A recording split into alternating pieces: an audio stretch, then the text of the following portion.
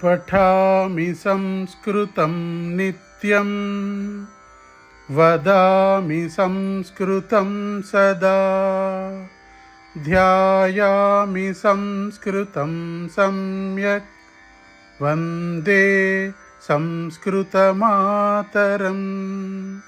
वन्दे संस्कृतमातरं वन्दे संस्कृतमातरम्.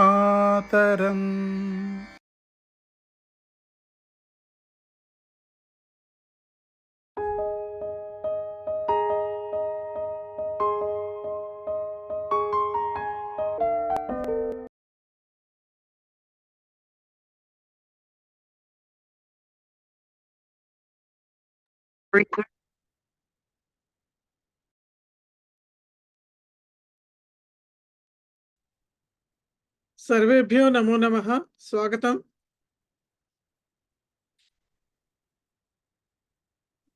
नमो नमः। नमो नमः। नमस्कारः महोदय। नमस्ते। नमस्ते। नमस्ते नमस्कार महोदय। नमस्ते।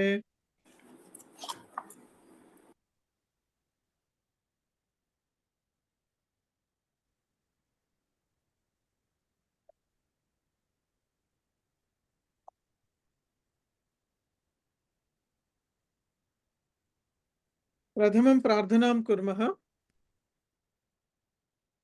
वागर्धाविव सम्पृक्तौ वागर्ध प्रतिपत्तये जगतः पितरौ वन्दे पार्वती परमेश्वरौ। ॐ सहनाववतु सहनौ भुनक्तु सह वीर्यं करवावहै तेजस्विनावधीतमस्तु मा विद्विषावहै। ॐ शान्ति शान्ति येनाक्षरसमाम्नायमधिगम्य महेश्वरात् कृत्स्नं व्याकरणं प्रोक्तं तस्मै पाणिनये नमः। वाक्यकारं वररुचिं भाष्यकारं पतञ्जलिं पाणिनिं सूत्रकारं च प्रणतोऽस्मि मुनित्रयम्। सर्वेभ्यो नमो नमः। स्वागतम्। अद्य परिचयवर्गस्य सप्तमकक्षा अस्ति। अद्य वयं चतुर्थपाठस्य अध्ययनं कुर्मः। ఇవాళ పరిచయ వర్గాన్ని యొక్క 7వ తరగతి, అలాగే ఇవాళ 4వ పాఠం యొక్క అధ్యయనం చేస్తాము. నమస్కారం మహోదయ. నమస్తే. లాస్ట్ టైం రిక్వెస్ట్ చేసినట్టు లాగిన్ 2:15 కే ఓపెన్ అవుతుందండి. దయచేసి లాగిన్ కి ముందర అందరూ లాగిన్ చేస్తే బాగుంటుంది. ప్రార్థన కూడా ఈ తరగతి యొక్క ఒక భాగమే, అది కూడా. సో నేను ప్రార్థన చేయకపోతే మీరు ఎవరు లేకపోతే ఎవరు చేయరా? ప్రార్థన చేయాలి కదా. సో అందరూ టైంకి వస్తే బాగుంటుందండి. Okay, that's my request. I can't say more than that. ముందే జాయిన్ అయ్యాం మేడం. నేను ఎవరైతే వచ్చారో వారు సమాధానం చెప్పక్కర్లేదు, ఎవరైతే రాలేదో వాళ్ళకి తెలుసు. అంటే విష్ చేయలేదు నేను, అంతే. సో సింపుల్, అంతే. ఎవరిని ఫలానా మీరు మీరు మీరు అని నేను ఎవరికి చెప్పట్లా. ఎవరైతే లేట్గా జాయిన్ అవుతున్నారో వాళ్ళకి రిక్వెస్ట్, ఒక 5 మినిట్స్ ముందర. నేను ఇక్కడ 2:15 నుంచే కంప్యూటర్ ముందర కూర్చుని ఉంటాను. నాకు తెలుసు ఎవరెవరు వస్తున్నారో ఎవరు రావట్లేదు. Okay, and I can see the list also ఇక్కడ. కాబట్టి ఎవరు రాలేదో వాళ్ళకి రిక్వెస్ట్, అంతే. ఓకే, వస్తే బాగుంటుంది.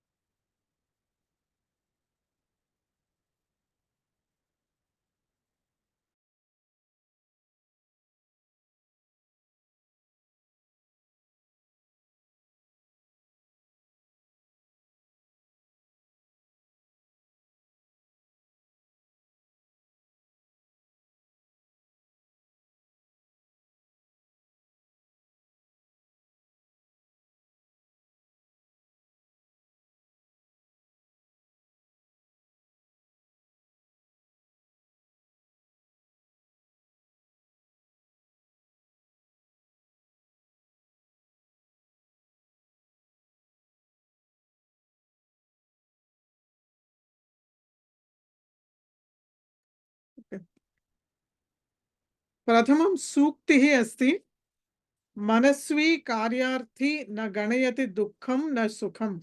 సో దీంట్లో ఏమి పద విభాగం ఏం లేదు, అన్ని వేరు వేరు పదాలే. మనస్వి కార్యార్థి అంటే ఎవరైతే ఏదైనా పని చేయడానికి డిటర్మైన్ చేసుకుంటారో, లేకపోతే పూనుకుంటారో, లేకపోతే మనసులో గట్టిగా చెయ్యాలి అని దృఢ నిశ్చయంతో ఉంటారో వారికి, వారు ఎలా అంటారంటే నా గణయతి, వాళ్ళు లెక్క పెట్టరు. దేన్ని లెక్క పెట్టరు అంటే దుఃఖం నచ సుఖం. సో దుఃఖాన్ని కానీ సుఖాన్ని కానీ ఏ దీన్ని కూడా వాళ్ళు లెక్క చేయరు. ఒక పని చెయ్యాలి అని నిశ్చయించుకున్న తర్వాత దానిలో వచ్చే ఏ సాధక బాధకాలైనా, ఏ కష్టాలైనా సరే వారు దాన్ని ఎదుర్కొంటారు తప్ప దాన్ని లెక్కించరు. ఇన్ని కష్టాలు వచ్చినాయి, లేకపోతే ఇన్ని సుఖాలు వచ్చినాయి. ఒక్క నిమిషం అండి.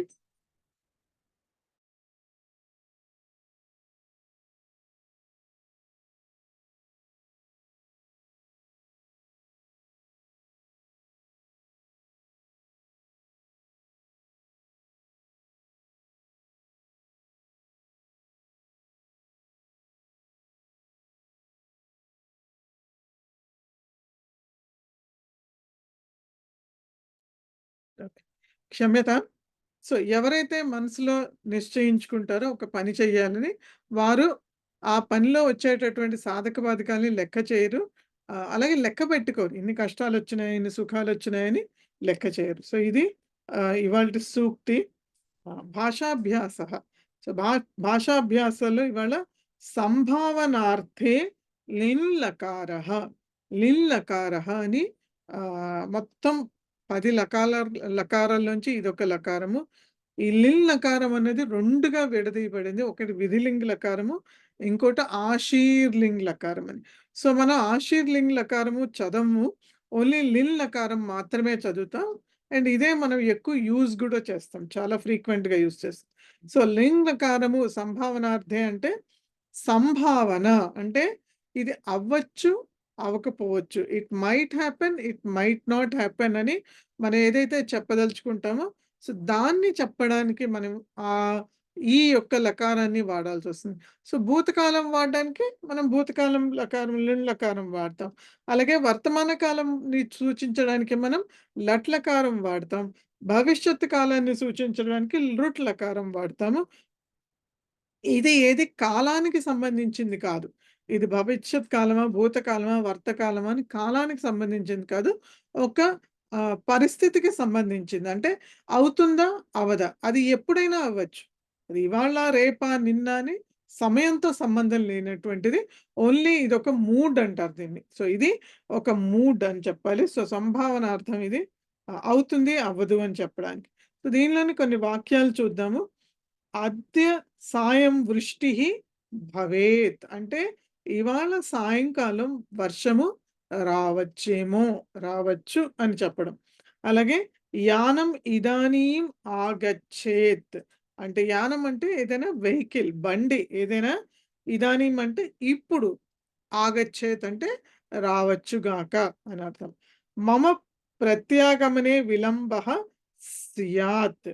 సో మమ ప్రత్యాగమనే అంటే నా యొక్క తిరిగి రావడంలో విలంబః స్యాత్ అంటే ఆలస్యం అవుతుందేమో. ఈ స్యాత్ అన్నది ఏంటంటే అస్ ధాతుకి విధిలింగ లకారంలో ప్రథమ ఏకవచనం. విలంబః అన్నది ఇక్కడ మీకు సబ్జెక్ట్ అయితే విలంబః స్యాత్ ఆలస్యం అవ్వచ్చేమో అని. మొదటి 2 మీకు తెలుసుకోవడం ఈజీనే. భవేత్ అంటే భవతికి పద రూపం అది. ఆగచ్చేత్, ఆగచ్చతి, ఆగచ్చేత్ దాని యొక్క ఈ విధిలింగ లకార రూపం. అలాగే అద్య అధ్యాపక పాఠద్వయం పాఠయేత్. ఇవాళ అధ్యాపకుడు 2 పాఠాల్ని చెప్తాడేమో, పాటిస్తాడేమో అని చెప్తాడు. పాఠయతి, పాఠయేత్. సీత ప్రాయః పుస్తకం న పఠేత్. సో పఠతి, పఠేత్. So Sita basically she did not maybe she did not read the book. ఆమె పుస్తకం బహుశా చదువుండకపోవచ్చు అని. సా గీతం న గాయేత్, ఆమె పాట పాడి ఉండకపోవచ్చు అని.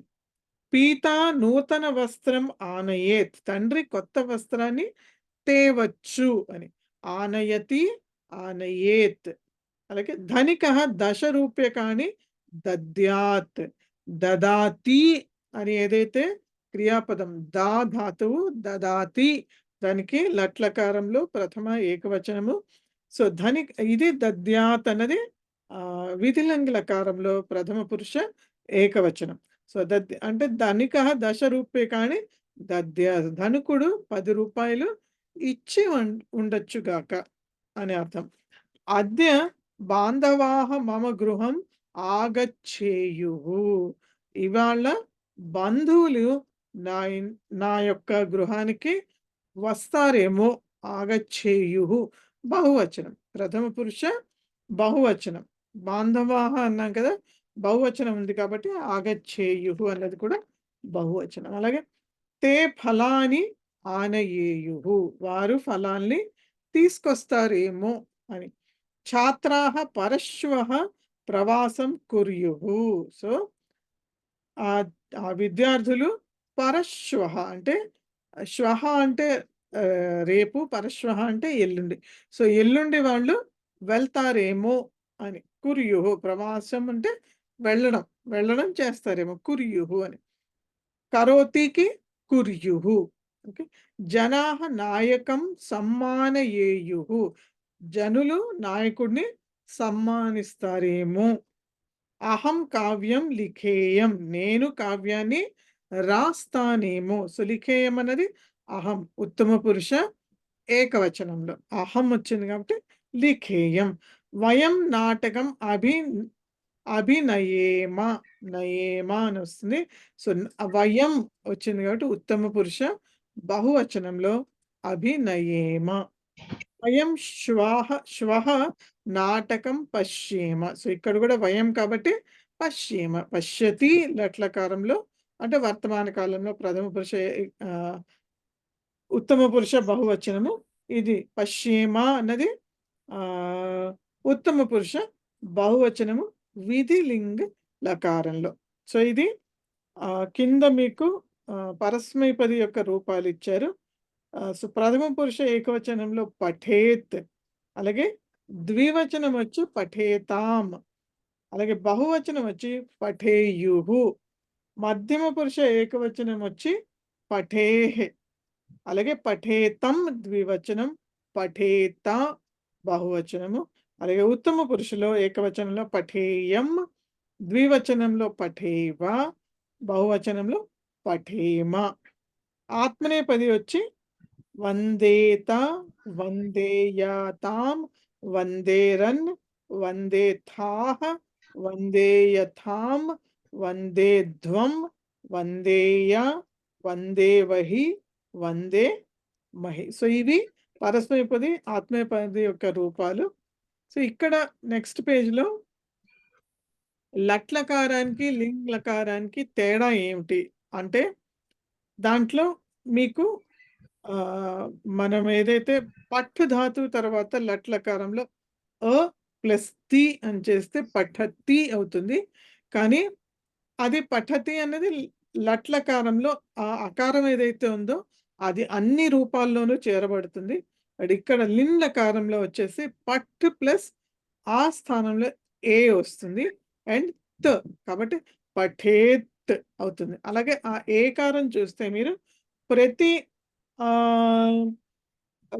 దాంట్లోనూ ప్రతి రూపంలో ఉంది. లైక్ పఠేత్, పఠేతాం, పఠేయుహు, పఠేహ్, పఠేతం, పఠేత, పఠేయం, పఠేవ, పఠేమ. ఎక్కడ చూసినా ఏకారం ఉంది. సో ఏ అన్ని చోట్ల వస్తుంది. ఆత్మనేపది పరస్మైపది రెండిట్లోనే ఉంటుంది. సో ఆత్మనేపదిలో కూడా చూస్తే వందేత, వందేయతాం, వందేరన్, వందేథాః, వందేయథాం, వందేధ్వం, వందేయ, వందేవహి, వందే మహి. కాబట్టి ఏ అన్నది అన్నిట్లోనూ కామన్ గా వస్తుంది. అది మేడం మధ్యమ పురుష ద్వివచనంలో మా సౌజన్య, when I'm explaining a concept ఒక్క నిమిషం ఆగండి. మనం ఆగుతాము, అప్పుడు మీరు ప్రశ్న అడగండి, లేకపోతే ఆ ఫ్లో పోతుంది. ఓకే. అండ్ అలాగే మధ్య మధ్యలో అందరూ అడుగుతూ ఉంటే నేను చెప్పాల్సింది కంప్లీట్ అవుతుంది. Okay, let us complete first and then అడగండి మీరు. Okay, right. సో నెక్స్ట్ వచ్చి ఇక్కడ కొన్ని రెగ్యులర్ రూట్స్, కొన్ని రెగ్యులర్ ఏవైతే క్రియాపదాలు ఉన్నాయో వాటి యొక్క రూపాలు ఇవ్వడం జరిగింది. అలాగే కింద టేబుల్లో ఇర్రెగ్యులర్ అంటే కొన్ని రూపాలు ఇలా సేమ్ ఇలా పఠేత్, పఠేయత, పఠేతాం, పఠేయు అలా ఉండవు, కొంచెం డిఫరెంట్గా ఉంటాయి. సో అవి ఇవ్వడం జరిగింది. సో మీరు మొదటి టేబుల్లో చూస్తే కనుక వర్తమాన కాలం యొక్క ప్రథమ పురుష ఏకవచనం ఇచ్చారు, దాని మిగతా రూపాలు లింలకారంలో ఇచ్చారు కొన్ని. సో లిఖతి, లిఖేత్, లిఖేయుహు. సో ద్వివచనం ఇవ్వలేదు. సో ఇది మనం మీకు చెప్తాను నేను ఎలా చూడాలో ఆ టేబుల్స్ చూద్దరు కానీ అందులో ఉంటాయి, మీరు చూసుకోవచ్చు. లేకపోతే గెస్ కూడా చేయొచ్చు. లిఖేత్ అని ఉంటే లిఖేతాం, లిఖేయుహు. అలాగే లిఖేయం, లిఖేవా, లిఖేమా. మధ్యమ పురుషు మీరు ఇక్కడ నుంచి గెస్ చేసుకోవచ్చు. లిఖేహ్, లిఖేతం, లిఖేత. ఓకే, అలా గెస్ చేయొచ్చు. నెక్స్ట్ గచ్చేత్, గచ్చేతాం, గచ్చేయుహు, గచ్చేహ్, గచ్చేతం, గచ్చేత, గచ్చేయం, గచ్చేవా, గచ్చేమ. సో ఇట్లా మిగతా ఆ టేబుల్లో ఉన్నవన్నీ మీరు ఇలా గెస్ చేసుకోవచ్చు. అలాగే కిందకు వచ్చిన తర్వాత పతతి తర్వాత చూస్తే వందతే అన్నది, ఆ వందతే అన్నది ఆత్మనేపది. కాబట్టి మీరు ఆ టేబుల్ని ఎలా చూడాలంటే వందేత ఆత్మనేపది కిందకి ఇక్కడ ఆల్రెడీ ఇచ్చే ఉంది అది. వందేత, వందేయాతాం, వందేరన్, వందేథాహ, వందేయథాం, వందేధ్వం, వందేయ, వందేవహి, వందే మహి. సో అట్లా మీరు శ్లాఘేత దాన్ని కూడా సేమ్ మీరు అలాగే గెస్ చేసుకోవచ్చు. అలాగే ఇక్కడ కింద ఇచ్చినటువంటి ఏ రూపాలు అయితే ఉన్నాయో ఆ కరోతికి ఓన్లీ కొన్ని రూపాలే ఇచ్చారు. ప్రథమ పురుష ఏకవచనము, ప్రథమ పురుష బహువచనము, అలాగే ఉత్తమ పురుష ఏకవచనము, అలాగే బహువచనం ఇచ్చారు. సో కరోతి, కుర్యాత్, కుర్యుహు, కుర్యాం, కుర్యామా. సో ఇవి ఓన్లీ ఈ రూపాలు మాత్రమే ఇచ్చారు. సో నేను మీకు ఒక టేబుల్ పెడతాను, మిగతావన్నీ కూడా దాన్నే అనుసరిస్తాయి దీనిలో ఉన్నవి.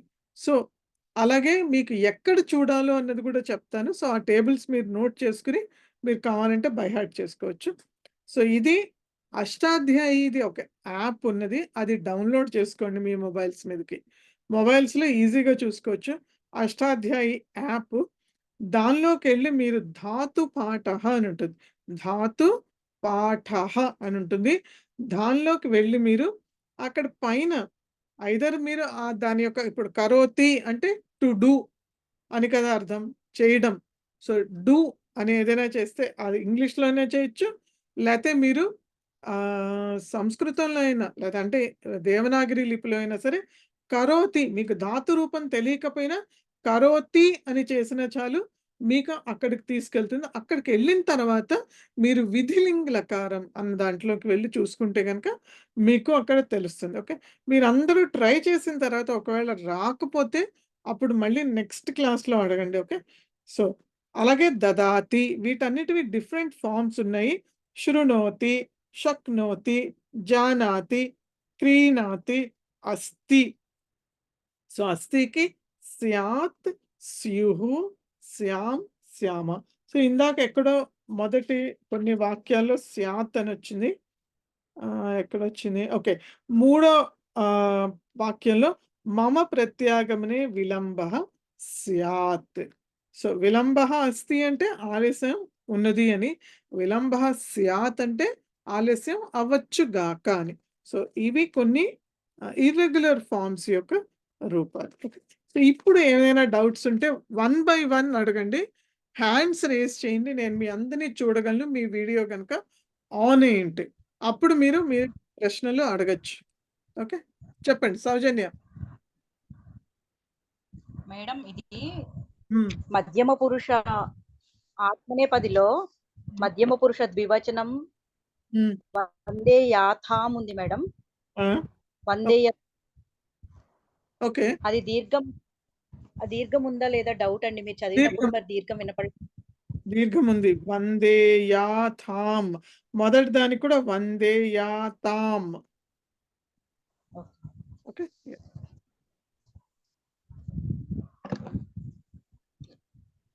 ఇంకేదైనా డౌట్ ఎవరికైనా? Any other doubts? Madam yeah, చెప్పండి.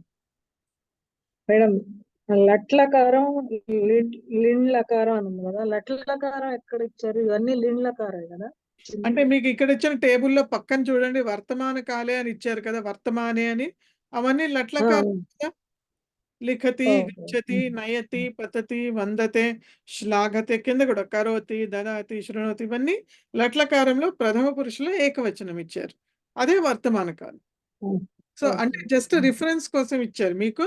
ఫస్ట్ టేబుల్లో అది ఉండి దాని యొక్క విధిలింగ లకారం రూపాలు ఏంటి అని మీరు జస్ట్ ఆ కోరిలేట్ చేసుకోవడానికి, అర్థం చేసుకోవడానికని మీకు ఇచ్చారు. ఓకే అండి. ఓకే. మేడం ఇక్కడ చెప్పండి. జానాతికి బదులు జనాతి అని ఉంది. అసలు జనాతి అనే పదం ఉందా? కాదు కాదు, జానాతి అండి, దీర్ఘం ఉండాలి. అది జానాతి, నాకు అర్థమైంది, అక్కడ తప్పుపడ్డది. కానీ Right. జనాతి అనే పదం ఉందా అని. జనాతి లేదండి, జనాతి అన్న లేదు. లేదా? ఓకే ఓకే మేడం, జనాతి ధన్యవాదాలు. ఎవరికైనా బుక్ లో ఏదైనా మిస్టేక్ ఉండుంటే దయచేసి కరెక్ట్ చేసుకోండి. జానాతి.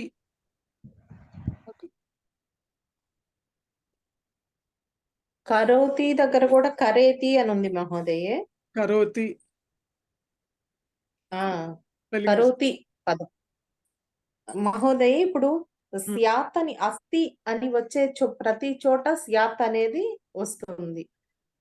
అంటే అస్థి వర్తమాన కాలంలో ప్రథమ పురుష ఏకవచనం రూపం. అది స్యాత్ అనేది లింలకారం యొక్క విధిలింగలకారం యొక్క ప్రథమ పురుష ఏకవచనం రూపం. అది అంతే.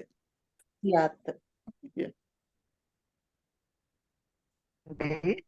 అర్థం విధిలింగ లకారం అంటే విధిలింగ అంటే మనకి సంభావన అండి, అయితే అవ్వచ్చు లేకపోతే లేకపోవచ్చు అని. సంభావననే విధిలింగ అంటారనమాట అండి. అది అంటే మనకి ఈజీగా అర్థం అవడానికి, అందరం మనం విధిలింగ్ అని అనకపోవచ్చు. సో అందుకనే జస్ట్ పర్యాయ పదంగా దాన్ని వాడచ్చు, తప్పేం లేదు. ఇప్పుడు వర్తమాన కాలం, ఇప్పుడు లట్లకారం అంటే వర్తమాన కాలం అని ఎలా వాడుతున్నామో అలాగే విధిలింగ్ అంటే సంభావన అని వాడచ్చు మనం. బట్ కానీ ఏమండి, లింగ్ లకారం అన్న అనొచ్చు అండి, విధిలింగ్ లకారం అనొచ్చు, సంభావన అనొచ్చు. అంటే స్పెసిఫిక్ గా విధిలింగ లకారమే అనాలి. ఎందుకంటే లింగ్ లకారం ఉన్నాయి, ఒకటి విధిలింగ లకారం, ఇంకోటి ఆశీర్ లింగ లకారం అని. సో ఆశీర్ లింగ లకారం మనం చదవం, యూజువల్ ఎక్కడ రాదు మనకి బుక్స్ లో. ఓన్లీ మనం విధిలింగ లకారం మాత్రమే వాడతాం. అందుకనే వాళ్ళు జస్ట్ లింగ లకారం అని అంటున్నారు. బట్ స్పెసిఫిక్ గా మనం విధిలింగ లకారం అంటే బెటర్. ధన్యవాదాలు.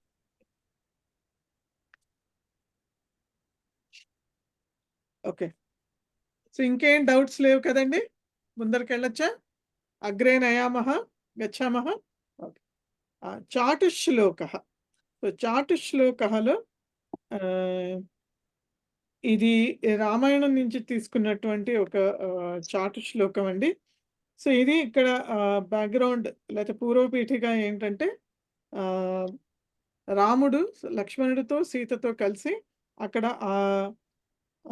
అడవికి వెళ్ళి, అక్కడ వెళ్ళిన తర్వాత అక్కడ గంగా నది దాటడం కోసమని వెళ్తాడు. వెళ్తే అక్కడ గుహుడు ఉంటాడు. సో ఆ గుహుడు ఈ శ్లోకం చెప్పినట్టుగా ఉంది. సో కాబట్టి అదేంటంటే, క్షాళయామి తవ పాద పంకజం నాథ, క్షాళయామి తవ పాద పంకజం నాథ, దారు దృషదోహ కిమంతరం, మానుషీకరణ చూర్ణమస్తి తే పాదయోరితి కథా ప్రథీయసి. ఇంకొకసారి, క్షాళయామి తవ పాద పంకజం నాథ, దారు దృషదోహ కిమంతరం, మానుషీకరణ చూర్ణమస్తి తే పాదయోరితి కథా ప్రతీయసి. సో ఇక్కడ పద విభాగం చూస్తే కనుక, క్షాళయామి తవ పాద పంకజం నాథ. నాథ అన్నది అక్కడ సంబోధన ప్రథమ ఏకవచనం. ఆ తర్వాత దారుదృషదోహో ఒక పదం. కిం అంతరం. కిం అంతరం. కిమంతరం అంటే కిం అంతరం. జస్ట్ మ అండ్ ఆ కలిసినాయి అంతేను. ఆ తర్వాత మానుషీకరణ చూర్ణం అస్తి. మానుషీకరణ చూర్ణం అస్తి తే పాదయోః ఇతి. సో పాదయోరితి దగ్గర ఆ ర అన్న చోట యాక్చువల్గా అది విసర్గ వచ్చింది. సో పాదయోః ఇతి కథా ప్రథీయసి. సో ఏమంటున్నాడు గుహుడు అంటే క్షాళయామి తవ పాద పంకజం నాథ. సో పడవ ఎక్కే ముందర నేను నీ యొక్క కాళ్ళని కడుగుతాను అంటున్నాడు. ఎందుకు కడుగుతాను అంటున్నాడు అంటే దారు దృషదోహో కిం అంతరం. సో నీకు దారు అంటే చెక్క, అలాగే దృషద దృషద్ అంటే రాయి, దారు అంటే చెక్క, దృషద్ దృషద్ అంటే అదేంటి రాయి. సో రాయికి చెక్కకి మధ్యలో నీకు అంతరం ఏమిటి అని అడుగుతున్నాడు.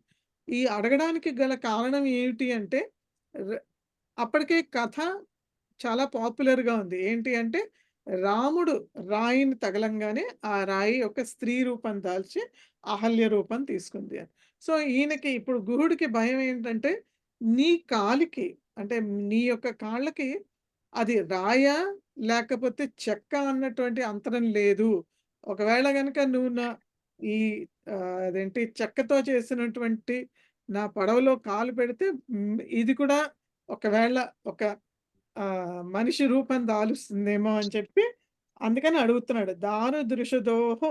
సో దారు దృషదోహ అన్నది ద్వివచనం. ఈ రెండిటి మధ్యలో అనాలి అంటే రెండు వస్తువులు చెప్పి సప్తమి షష్ఠి ద్వివచనం వాడాలి. లైక్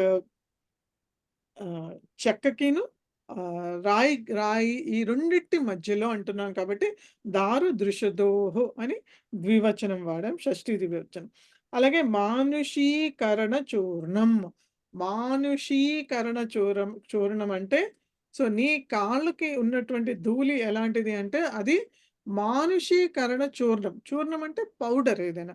మానుషీకరణం అంటే అది దేన్నైనా తగిలితే చాలు అది మనిషి రూపం తీసుకుంటుంది అని. సో ఆ చూర్ణం ఏదైతే ఉందో అది నీ నీ నీ యొక్క తే పాదయోహో. సో తే అంటే ఇక్కడ నీ యొక్క అని అర్థం. సో ఏదైతే యుష్మత్ శబ్దం ఉందో దానికి చతుర్థి షష్ఠిలో తే అని కూడా వేరే రూపం ఉన్నది. కాబట్టి తే అంటే నీ యొక్క అని అర్థం. సో నీ యొక్క పాదయోహో. పాదయో రెండు పాదాలు ఉంటాయి కదా మనకి, కాబట్టి పాదయోహో ఇది కూడా షష్ఠి ద్వివచనం. నీ యొక్క పాదాల యొక్క ఈ కథ ఏదైతే కథ ప్రథీయసి, నీ యొక్క ఈ కథ ఏదైతే ఉందో అది చాలా విస్తృతంగా వ్యాపించి ఉన్నది, తెలిసి ఉన్నది, అందరికీ చాలా పాపులర్ అయ్యింది. ప్రథీయసి అంటే పాపులర్ అవడం. ఇది యాక్చువల్లీ విశేషణము కథకి. సో ప్రథీయసి అన్నది పాపులర్ అవడము, కథ అన్నది విశేషం. సో ఆ కథ బాగా అందరు జనులలో చాలా పాపులర్ అయ్యింది, బాగా ప్రసిద్ధి చెందింది. కాబట్టి నీ కాళ్ళు కడుగుతాను అని చెప్పి ఆయన రాముల వారిని అడుగుతున్నాడు అని చెప్తున్నాడు. అర్థమైందండి? అవగతంవా? అర్థమైందా? ఓకే. ప్రథీయసి అంటే ప్రథీయసి అంటే కరెక్ట్ మీనింగ్ ఎలా వస్తుందండి? ప్రథీయసి అంటే పాపులర్ అనండి అర్థం. ఇది ప్రసిద్ధి చెందినది. ప్రసిద్ధి చెందినది అని. ఓకే. సో నెక్స్ట్ సమస్య వచ్చి 19 స్త్రీణాం స్నానార్థం సరయూం గత 20 పునరాయాత ఏకో వ్యాఘ్రేణ భక్షితః. సో ఇంకొకసారి 19 స్త్రీణాం స్నానార్థం సరయూం గత. సో ఏకోనవింశతి, ఏకోనవింశతి అంటే ఒకటి తక్కువ 20 తక్కువ 19. ఏంటి అందరూ అన్నారు, వినిపించలే. 19. ఒకటి తక్కువ 20. ఒకటి తక్కువ 20. తక్కువ 20 అని అర్థం. సో అది కరెక్ట్. ఒకటి తక్కువ 20 లేకపోతే 19 అని. సో 19 స్త్రీల యొక్క గుంపు అని చెప్పుకోవచ్చు. సో స్నానార్థం అంటే స్నానం చేయడానికి సరయూం గత అంటే సరయూ నదికి వెళ్ళారు అని అర్థం. వింశతి పునరాయత అంటే 20 మంది పునః ఆయాత. ఈ పునరాయాతలో పునః ఆయాత యాక్చువల్లీ ఇది పునర్ ఆయాత కాబట్టి పునరాయాత అయింది. సో అంటే మళ్ళీ తిరిగి వచ్చారు. ఎంతమంది తిరిగి వచ్చారు? 20 మంది తిరిగి వచ్చారు. ఏకః వ్యాఘ్రేణ భక్షిత. సో ఒకళ్ళని వ్యాఘ్రము అంటే ఒకడు వ్యాఘ్రం చేత తినబడ్డాడు. భక్షిత కర్మణి ప్రయోగం ఇది. సో ఏకః వ్యాఘ్రేణ భక్షిత. సో ఏమంటున్నాడంటే ఒకటి తక్కువ 20 మంది స్త్రీలు స్నానార్థం సరయూకి వెళ్ళారు. ఒకళ్ళని వ్యాఘ్రం తినేస్తే గనక అయినా ఇంకా 20 మంది తిరిగి వచ్చారు. సో ఇది ఎలా సాధ్యం అని అడుగుతున్నాడు. సో కాబట్టి దీనికి ఈ సమస్యకి పరిష్కారం మనకి లాస్ట్ పేజ్లో ఇచ్చారు. సో ఏమి ఇచ్చారు అంటే ఇక్కడ ఏకోనా వింశతి అని ఇచ్చారు కదా. సో దాన్ని ఏకోనాన్ని స్ప్లిట్ చేయాలి. ఏకః నా అని, ఏకః నా. అప్పుడు అది ఏకోన సంధి జరుగుతుంది. విసర్గ స్థానంలో సంధి జరిగి ఏకోనా అవుతుంది. సో దీన్ని విడతీసి చదివితే ఏకః నా అండ్ నా అంటే ఇక్కడ పురుషుడు అని అర్థం. సో నా ఏకః నా అండ్ వింశతి స్త్రీణాం స్నానార్థం సరయూం గత అంటే ఒక పురుషుడు 20 మంది స్త్రీలు స్నానార్థం సరయూకు వెళ్ళాడు. ఏకః వ్యాఘ్రేణ భక్షిత. సో ఏకః అన్నాం కాబట్టి అది పుల్లింగం అంటే ఒక పుల్లింగం తినేసింది కాబట్టి ఆ పురుషుణ్ణి తినేసింది అని అర్థం చేసుకోవాలి. సో ఏకః నా వ్యాఘ్రేణ భక్షిత అంటే ఒక పురుషుడు వ్యాఘ్రం చేత తినబడితే అప్పుడు ఎంతమంది మిగిలారు? 20 స్త్రీలు మిగిలారు. అప్పుడు అందుకని వింశతి పునర్ ఆయాత. ఇది ఆ సమస్య. అర్థమైందా? ఇక్కడ ఏకో వ్యాఘ్రేణ అన్నారంటే ఏక వ్యాఘ్రేణ అంటే అక్కడ ఏకో అన్న దగ్గర అదేంటి విసర్గ ఉందండి. ఏకః అని ఉంది. అక్కడ విసర్గ ఒక సంధి జరిగి ఏకో అవుతుంది. సో అవి కూడా ఈ లెసన్ లో చూస్తామండి. నెక్స్ట్ లో ఉంది భాగంలో విసర్గ వచ్చినప్పుడు ఆ విసర్గ ఎలా మారుతుంది అని అది చూద్దాం ఇప్పుడు తర్వాత. సో అక్కడ ఏకః వ్యాఘ్రేణ భక్షిత. సో ఏకః భక్షిత ఒకడు తినబడ్డాడు. మిగతా వాళ్ళు 20 మంది స్త్రీలు మిగిలారు అని. పద్మజ చెప్పండి. మీరు అన్మ్యూట్ లో ఉన్నారు. నా అంటే ఏమైనా శబ్ద రూపం ఉందంటారా? నా అంటే జనరల్ గా పురుషుడు అనే నృ అనుకుంటా. నృ నాకి రుకారం నృ.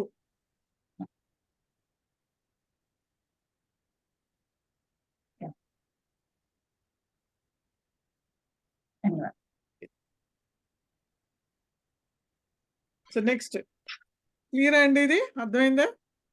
ఓకే. సో నెక్స్ట్ వచ్చి సుభాషితం.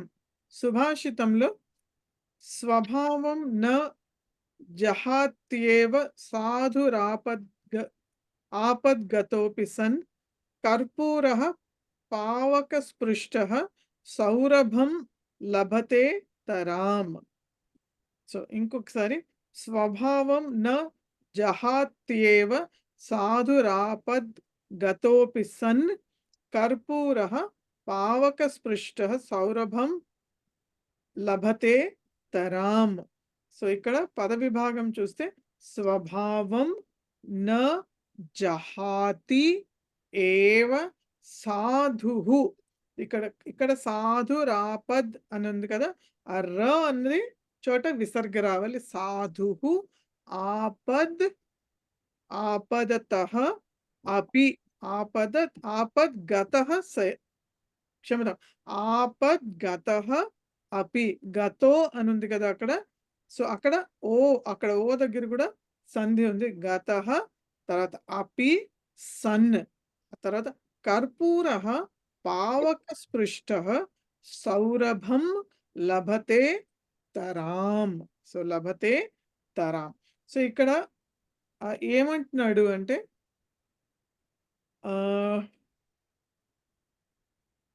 సాధుః ఆపద్గతః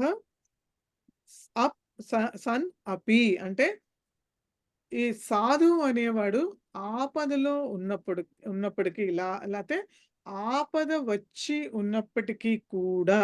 సో సన్ అంటే కంటిన్యూ శత్రు ప్రత్యయంత ఇది సత్ అనే పదానికి. కాబట్టి సన్ అంటే ఆ స్టేట్ లో ఉండడం, బీయింగ్ ఇన్ దట్ స్టేట్. అలా అయ్యి ఉండి కూడా అంటే ఆపదగ్రస్తుడు అయ్యిండి కూడా సాధువు అపి అని ఉంది కదా, అందుకని కూడా ఆపదలో ఉండి కూడా ఏమవుతుంది, స్వభావం న జహాతి ఏవ. స్వభావం న జహాతి. జహాతి అంటే విడిచిపెట్టడం, వదిలేయడం. సో ఏంటి, ఆపదలో ఉన్నప్పటికీ కూడా సాధువు తన యొక్క స్వభావం ఏదైతే ఉందో దాన్ని విడిచిపెట్టడు. ఓకే, సో అది మొదటి వాక్యం యొక్క అర్థము. సో దానికి కింద ఎగ్జాంపుల్ ఇస్తున్నారు. దాన్ని సపోర్టింగ్ గా అంటే పైన ఏదైతే చెప్పారో దానికి సపోర్టింగ్ గా కింద ఎగ్జాంపుల్ ఏంటంటే కర్పూర పావక స్పృష్ట. అంటే కర్పూరం ఏదైతే ఉందో ఆ కర్పూరం పావక అంటే అగ్ని, స్పృష్ట అంటే అగ్నితో అది వెలిగింపబడ్డ ఏమవుతుంది, సౌరభం లభతే తరాం. అప్పుడు ఏమవుతుంది, దాని యొక్క సౌరభం అంటే సుగంధం, వాసన. దాని యొక్క వాసన ఏదైతే ఉందో అది ఏమవుతుంది, లభతే తరాం అంటే ఎక్కువ అవుతుంది. అది దాన్ని కాల్చినప్పటికీ కూడా దాని యొక్క స్వభావం ఏదైతే ఉందో ఆ వాసన ఇవ్వడం అనేటటువంటి దాని యొక్క స్వభావాన్ని విడిచిపెట్టకుండా ఇంకా ఎక్కువ వాసన ఇస్తుంది. అది లభతే తరాం అన్నది ఎక్కువ వాసన ఇవ్వడం అనేటటువంటి మీనింగ్ వస్తుంది. ఓకే, సో ఇది ఈ యొక్క సుభాషితం యొక్క అర్థం.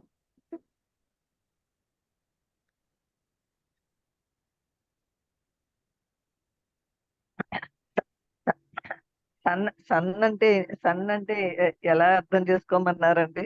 సన్ అంటే అంటే ఇప్పుడు ఒక స్టేట్ అంటాం కదా, స్టేట్ ఆఫ్ బీయింగ్ అంటే దీంట్లో ఉండడం. నేను సంతోషంగా ఉన్నాను. ఇప్పుడు ఏదైతే మనం శత్రు ప్రత్యయంతో నేర్చుకున్నాం అంటే ఆ కంటిన్యూస్ టెన్స్ ఏదైతే అంటే చదువుతూ ఉండడం, ఉంటూ ఉండడాన్ని సన్ అనాలి. అంటే కష్టంలో ఉన్నప్పటికీను, ఉంటూ కూడా అని అర్థం. ఉన్నప్పటికీ అని రాసుకోమంటారా? ఉన్నప్పటికీ అయితే ఉంటూ కూడా అని కూడా ఏదైనా రాసుకోవచ్చు కూడా. ఓకే, కూడా అపి సన్ ఉంటూ కూడా, అందుకని కూడా ఉంటూ కూడా తన యొక్క స్వభావాన్ని విడిచిపెట్టడు.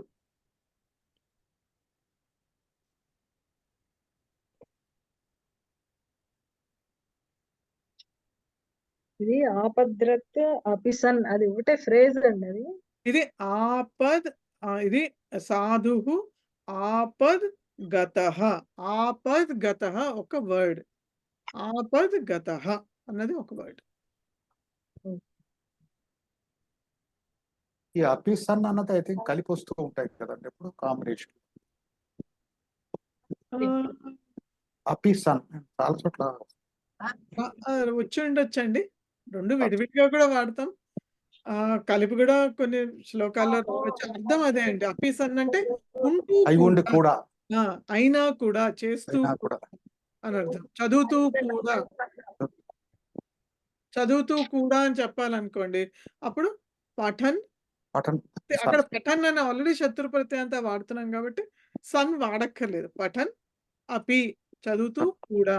ఇక్కడ ఉంటూ అంటున్నాం కాబట్టి స్టేట్ కాబట్టి స్టేట్ ఇన్ ద సెన్స్ ఆ పరిస్థితిలో అలా ఉంటూ కూడా అని అర్థం. కాబట్టి అపి సన్ అని వాడారు. ఓకే. సో నెక్స్ట్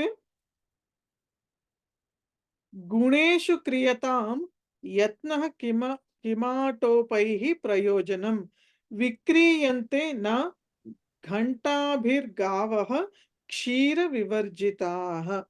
సో మళ్ళీ గుణేషు క్రియతాం యత్నః కిమాటోపైః ప్రయోజనం విక్రీయంతే న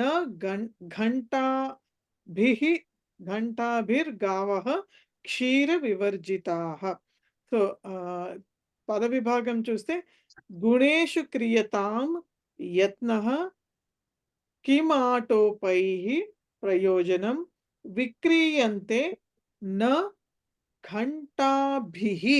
అక్కడ ర ఏదైతే గా మీద ఉందో అది విసర్గ. యాక్చువల్గా ఘంటాభిః గావః క్షీర వివర్జితాః. సో ఇది పద విభాగము. సో దీని అర్థం ఏంటంటే అన్వయం తీసుకుంటే కనుక యత్నః క్రియతాం అంటే యత్నః అంటే ప్రయత్నం. క్రియతాం అన్నది కర్మణిలో లోట్లకారంలో ప్రథమ ఏకవచనంలో వస్తుంది. క్రియతాం అనేది లోట్లకారం అంటే ప్రార్థన అని మన ఆజ్ఞ అనేది ఏంటంటే దాంట్లో. అంటే ప్రయత్నం చెయ్యాలి లేకపోతే చెయ్యి అని అంటున్నాడు. దేనికోసము? గుణేషు గుణాల్ని అవలంబించడం కోసం ప్రయత్నం చేయబడాలి. అలాగే ఆటోపైః కిం ప్రయోజనం. ఆటోపైః అంటే జస్ట్ చూపించుకోవడానికి చేసేటటువంటి పనులు ఏవైతే ఉన్నాయో అంటే పైకి చేసేటటువంటి పనులు. అంటే మనం సహజంగానే మనకు ఆ గుణం లేదు, కానీ పైకి మనం చూపించుకోవడానికి కొన్ని పనులు చేస్తూ ఉంటాం. ఆ చేయడం వల్ల ఏంటి ప్రయోజనం? కిం ప్రయోజనం అని అడుగుతున్నాడు. సో దానివల్ల అంటే జస్ట్ షో ఆఫ్ ప్రైడ్ కోసం, గొప్పతనం కోసం చూపించేటటువంటి పనుల వల్ల వాటి వల్ల ఏం ప్రయోజనం? క్రిం ప్రయోజనం. సో ఇది కూడా ఏంటంటే మొదట్లో ఒక జనరల్ స్టేట్మెంట్ ఇచ్చారు. ఒక స్టేట్మెంట్ ఇచ్చారు. అంటే ఈ మనకి గుణం ఉండాలి కానీ పైకి చూపించుకునేటటువంటి వాటి వల్ల ఏంటి ప్రయోజనం అన్నటువంటి ఒక స్టేట్మెంట్ ఇచ్చి కింద దాన్ని సపోర్ట్ చేస్తూ ఇంకొక వాక్యం ఇచ్చారు. ఏంటి ఆ వాక్యము అంటే ఘంటాభిః గావః క్షీర వివర్జితాః న విక్రీయంతే. అంటే ఆవుకి మెడలో గంట కడితే కనుక ఆ ఆవు తల ఇలా కదిలిస్తూ ఉంటే గంట బాగా మోగుతుంది, కానీ అది క్షీర వివర్జితాః అంటే పాలు ఇవ్వనటువంటి ఆవు. సో దాన్ని ఎవరు కొంటారు? ఊరికినే గంట బాగా మెడలో కట్టినటువంటి గంట బాగా మోగుతోంది కదా అని ఎవరు పాలు ఇవ్వనటువంటి ఆవుని కొనరు కదా అని చెప్పి ఆ ఎగ్జాంపుల్ కింద సపోర్టింగ్ గా ఎగ్జాంపుల్ ఇస్తున్నారు. ఓకే, అవగతం వా? క్షమ్యతాం మహోదయే. చెప్పండి. పద సంగ్రహాలండి. మేము ఇలాగ వాక్యాలు రాసుకుంటూ కంటా పట్టుకుంటూ ఉండాలండి. ఇవన్నీ ఒక్కొక్క దాంట్లో 4-5 ఉన్నాయి కదా, ఇవన్నీ ఏకంగా ఒక దాంట్లో పట్టిక కింద రాసుకోవాలండి. ఏం చెయ్యాలి? యాక్చువల్గా అయితే ఫస్ట్ అయితే దీన్ని అట్లీస్ట్ లెసన్ చదివిన అంటే ఇవాళ చెప్పిన తర్వాత మళ్ళీ ఒకసారి చదవాలి, మళ్ళీ ఒకసారి వీడియో వినాలి. ఓకే, సో వీడియో వింటే మీకు మళ్ళీ పద విభాగము అయితే దాని అర్థము ఎలా చెప్పానో అది మీకు క్లియర్ అవుతుంది. ఒకసారి మీకు అర్థం క్లియర్ అయిన తర్వాత ఈజీ. ఆ తర్వాత ఏంటంటే మీరు నోట్స్ అయితే తప్పకుండా రాసుకోవాలండి. సో నోట్స్ ఎలా అంటే ఓపిక ఉంటే మొత్తం ఆ శ్లోకం ఆ సుభాషితం మొత్తం రాసుకోవాలి, పద విభాగం రాసుకోవాలి, దాని యొక్క అర్థం రాసుకోవాలి. లేదు పుస్తకంలో ఉంది నాకు పుస్తకంలో చదివితే చాలు అనుకుంటే పుస్తకం చదివినా చాలండి. నోట్స్ రాసుకోలేని వాళ్ళు ఉంటారు, రాసుకోగలిగిన వాళ్ళు ఉంటారు. కాబట్టి రాసుకోలేకపోయినా బుక్లో ఆల్రెడీ ఉన్నాయి పద విభాగం అవి, కాబట్టి మీరు రాసుకోవచ్చు. మీరు ఒకసారి 3-4 టైమ్స్ చదివి ఓకే నాకు బాగా వచ్చింది అన్న తర్వాత అప్పుడు జస్ట్ ఆ సుభాషితం రాసుకుని చూడకుండా పద విభాగం అది రాసుకోవాలి. ఒకసారి పద విభాగం రాసుకుంటే కనుక అప్పుడు మీకు అర్థమవుతుంది. ఇప్పుడు మీకు ఆహ్, అంటే ఇప్పుడు ఈ శ్లోకమే తీసుకుంటే గనక కొన్ని పదాలు మీకు తెలియకపోవచ్చు. ఇప్పుడు క్రియతాం అన్న పదం మీకు తెలీదు. సో, అది నేను చెప్పాను మీకు. అది కర్మణిలో ఉంది. అలాగే లోట్లకారంలో ప్రథమ పురుష ఏకవచనం ఉంది. అంటే జ జనః లేతే ఎవరైనా సరే ఆహ్, సో, ఏకవచనంలో ఉంది కాబట్టి జనః ఏం చేయాలి? యత్నః క్రియతాం అంటే ప్రయత్నాన్ని చెయ్యాలి. చెయ్యిగాక అంటాం కదా! లేతే చెయ్యి అని అంటున్నాం కదా! సో, చెయ్యి అని అంటున్నాడు. అలాగే ఆహ్, దేనికోసం చేయాలి? గుణేషు గుణాల కోసము.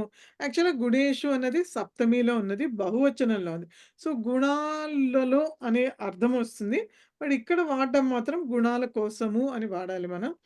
అలాగే మీకు ఆటోపైః కిం ప్రయోజనం. ఆటోపైః అంటే తృతీయ బహువచనం. ఆటాప అన్నది పదమైతే ఆటోపైః అన్నది క్షమత ఆటోప అన్నది పదమైతే గనక ఆటోపైః తృతీయ బహువచనం. అంటే వాటితోటి అంటే ప్రగల్భాలతోటి లేతే పైకి చూపించే వాటితోటి కిం ప్రయోజనం? ఏంటి ప్రయోజనం?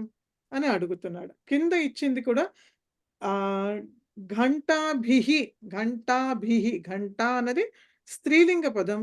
భిః అంటే తృతీయ బహువచనం. అంటే గంటలతోటి, మెడలో గంటలతోటి ఉన్నటువంటి ఆవు. గావః అంటే ఆవులు. యాక్చువల్లీ ఆవులు. గావః అంటే ఆవులు. క్షీర వివర్జితాః పాలు లేనటువంటివి, పాలు ఇవ్వనటువంటివి.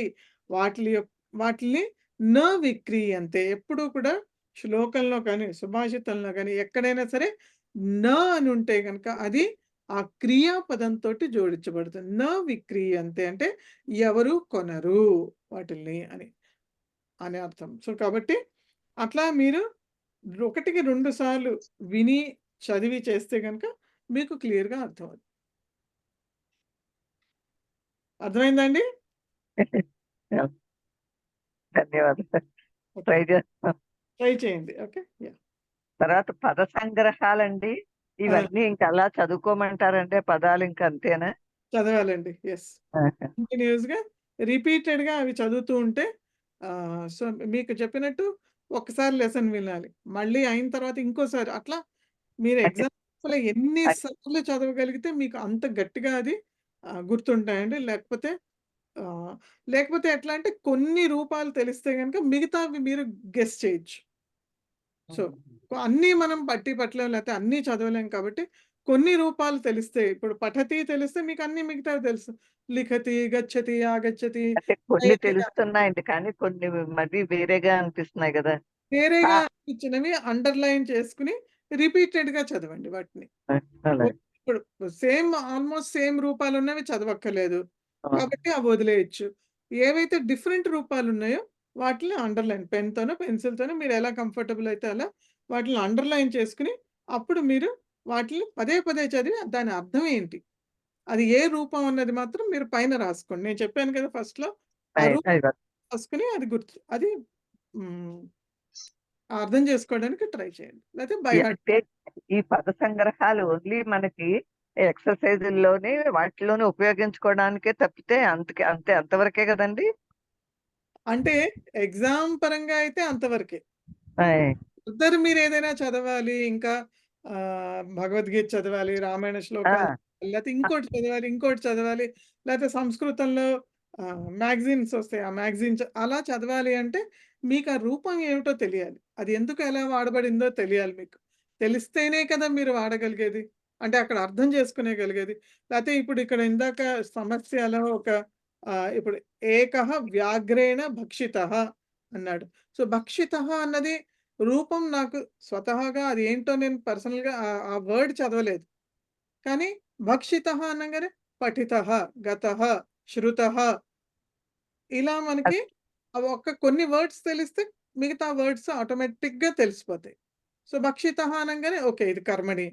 కాబట్టి కర్మ. వ్యాఘ్రేణ వ్యాఘ్రేణ భక్షిత. సో ఇట్లా మీరు ఈ పద సంగ్రహ ఈ స్టేజ్లో మీరు కొంచెం కష్టపడి నేర్చుకుంటే తెలుసుకోగలిగితే ఏమవుతుందంటే రాను రాను పోను మీరు అన్నీ నేర్చుకోక్కర్లేదు. మీరు ఎక్కడ ఏ కొత్త పదం చూసినా సరే ఓకే ఇది ఈ ప్రయోగంలో ఉంది, ఇది ఈ ప్రత్యయ, ఇది అని మీరు దాన్ని రిలేట్ చేసుకోగలుగుతారు. ఎందుకంటే సంస్కృతంలో 2000 ధాతువులు ఉన్నాయి. 2000 ధాతువుల్ని అసలు ఎవరైనా నేర్చుకోవడం అనేది ఇంపాసిబుల్. ఓకే. దానిలో మనం ఒక 50 ధాతువులు నేర్చుకున్నా చాలు. అంటే సరిగ్గా ఈ రూపాలన్నీ నేర్చుకుంటే గనక మిగతా ఆటోమేటిక్‌గా వాటిని మనం ఫాలో చేయొచ్చు. ఆ ధాతువు యొక్క అర్థం మనకి తెలిస్తే ఆ రూపం ఏంటో కూడా మనం ఈజీగా గెస్ చేయొచ్చు. అది కర్మణి ప్రయోగమా? లేకపోతే అది ఏంటి సకర్మక, అకర్మక అది ఏంటి అన్నది మనం తెలుసుకోగలుగుతాం. ఓకే. అర్థమైందా అండి? రైట్. ధన్యవాదాలు. ఓకే. కొంచెం అంటే ఎలా చదువుకోవాలి ఏంటి అన్నది ఒక్కొక్కసారి అయోమయంగా ఉంటుందండి. మిమ్మల్ని అడగాలనిపించి అడిగానండి. లేదు. లేదు. మీరు అడగడంలో తప్పు లేదు.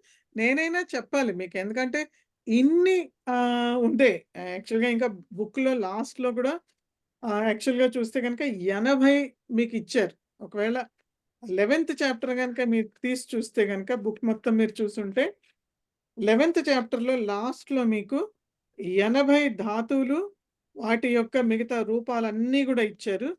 సో అది కూడా ఒకసారి చూడండి. సో ఇక్కడ 80 ఇచ్చారు. ఈ 80 గనక మీకు వచ్చేయగలిగితే తెలిస్తే ఆ రూపాలు ఏంటి అన్నది ఇంకా అంతకంటే మీకు ఎక్కువ వొకాబులరీ అవసరం లేదు సంస్కృతం అర్థం చేసుకోవడానికి. సో ఒక్కసారి అందరూ కూడా ఆ 11థ్ చాప్టర్‌లో అవి చూడండి ఒకసారి. తర్వాత అలాగే. క్లాస్ తర్వాత. ఓకే. అలాగే. క్లాస్ తర్వాత అండి. అలాగే. ధన్యవాదాలు. తర్వాత అన్వయ క్రమః. సో అన్వయ క్రమఃలో తం వ్రజంతం ప్రియో భ్రాత లక్ష్మణోను జగామః స్నేహాత్ వినయ సంపన్నః సుమిత్రానంద వర్ధనః.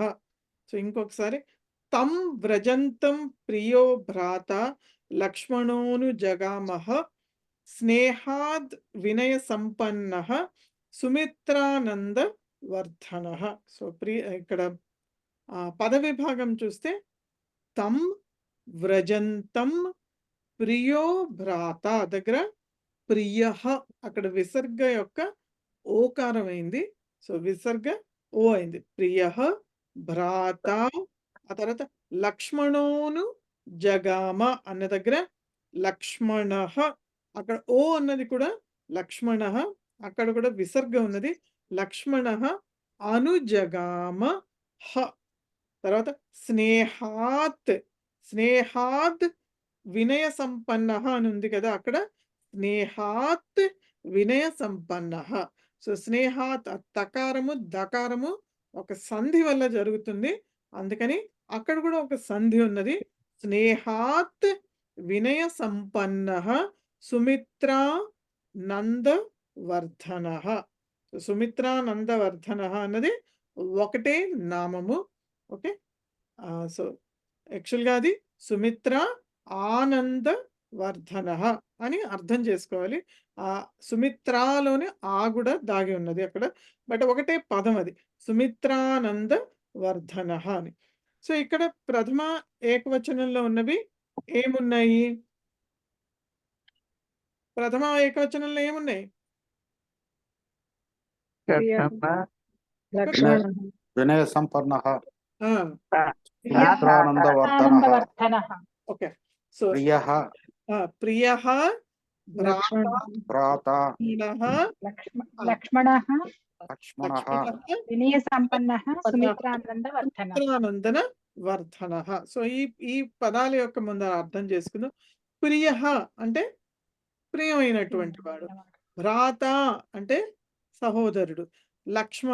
లక్ష్మణుడి గురించే మాట్లాడుతున్నాం మనం ఇక్కడ. కాబట్టి లక్ష్మణః అన్నది విశేష్యం.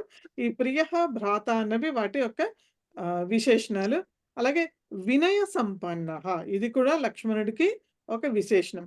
వినయ సంపన్నః అంటే వినయం అనేటటువంటి గుణాలతోటి సంపన్నంగా ఉన్నటువంటి వాడు. ఆ గుణం అతనిలో పూర్తిగా నిండి ఉన్నది. అలాగే సుమిత్రానంద వర్ధనః అంటే సుమిత్ర అంటే లక్ష్మణుడి యొక్క తల్లి ఎవరైతే ఉందో సుమిత్రాదేవి, ఆమె ఆనందవర్ధన అంటే ఆమె యొక్క సంతోషాన్ని పెంచేటటువంటి వాడు అని అర్థం. వర్ధన అంటే పెంచేటటువంటి వాడు. సో ఎలా అంటే ఆయన యొక్క ఆ లక్ష్మణుడి యొక్క ఆ పనులతో కానీ, ఆయన యొక్క గుణాలతో కానీ ఆ తల్లి యొక్క ఆనందాన్ని వర్ధింపజేసేటటువంటి వాడు అని అర్థము. సో వినయ సంపన్నః సుమిత్రానందవర్ధనః అన్నది కూడా లక్ష్మణకి విశేషణాలు కాబట్టి విశేషణ. అన్ని ఆయన విశేషణాలు. సో ఇది సబ్జెక్ట్ ఏదైతే కర్త ఉన్నదో అది లక్ష్మణుడు, మిగతావి ఇప్పుడు మాట్లాడినటువంటివన్నీ కూడా ఆయన యొక్క విశేషణాలు. ఆ తర్వాత వస్తే కనుక ద్వితీయ విభక్తిలో ఏమున్నాయి? ద్వితీయ విభక్తి ఉన్నాయి. తం తం వ్రజంతం తమ్ వ్రజంతం. వ్రజంతం. వ్రజంతం. ఉత్తమం. సో తమ్ వ్రజంతం. తమ్ అంటే ఇక్కడ ఎవరి గురించి మాట్లాడుతున్నాం మనం? అతను లక్ష్మణుడు గురించి. లక్ష్మణుడు. లక్ష్మణ ఆల్రెడీ సబ్జెక్ట్ మాట్లాడేసాం రామం గురించి. రాములు వారు. రాముడి గురించి తమ్ వ్రజంతం. సో లాస్ట్ శ్లోకంలో కంటిన్యూషన్ మనం తీసుకోవాలి. సో లాస్ట్ శ్లోకంలో ఏం చూసాము? రాముడు వనవాసానికి వెళ్ళాడు అన్నది చూసాం కదా. ఒక్క నిమిషం శ్లోకం చూద్దాం.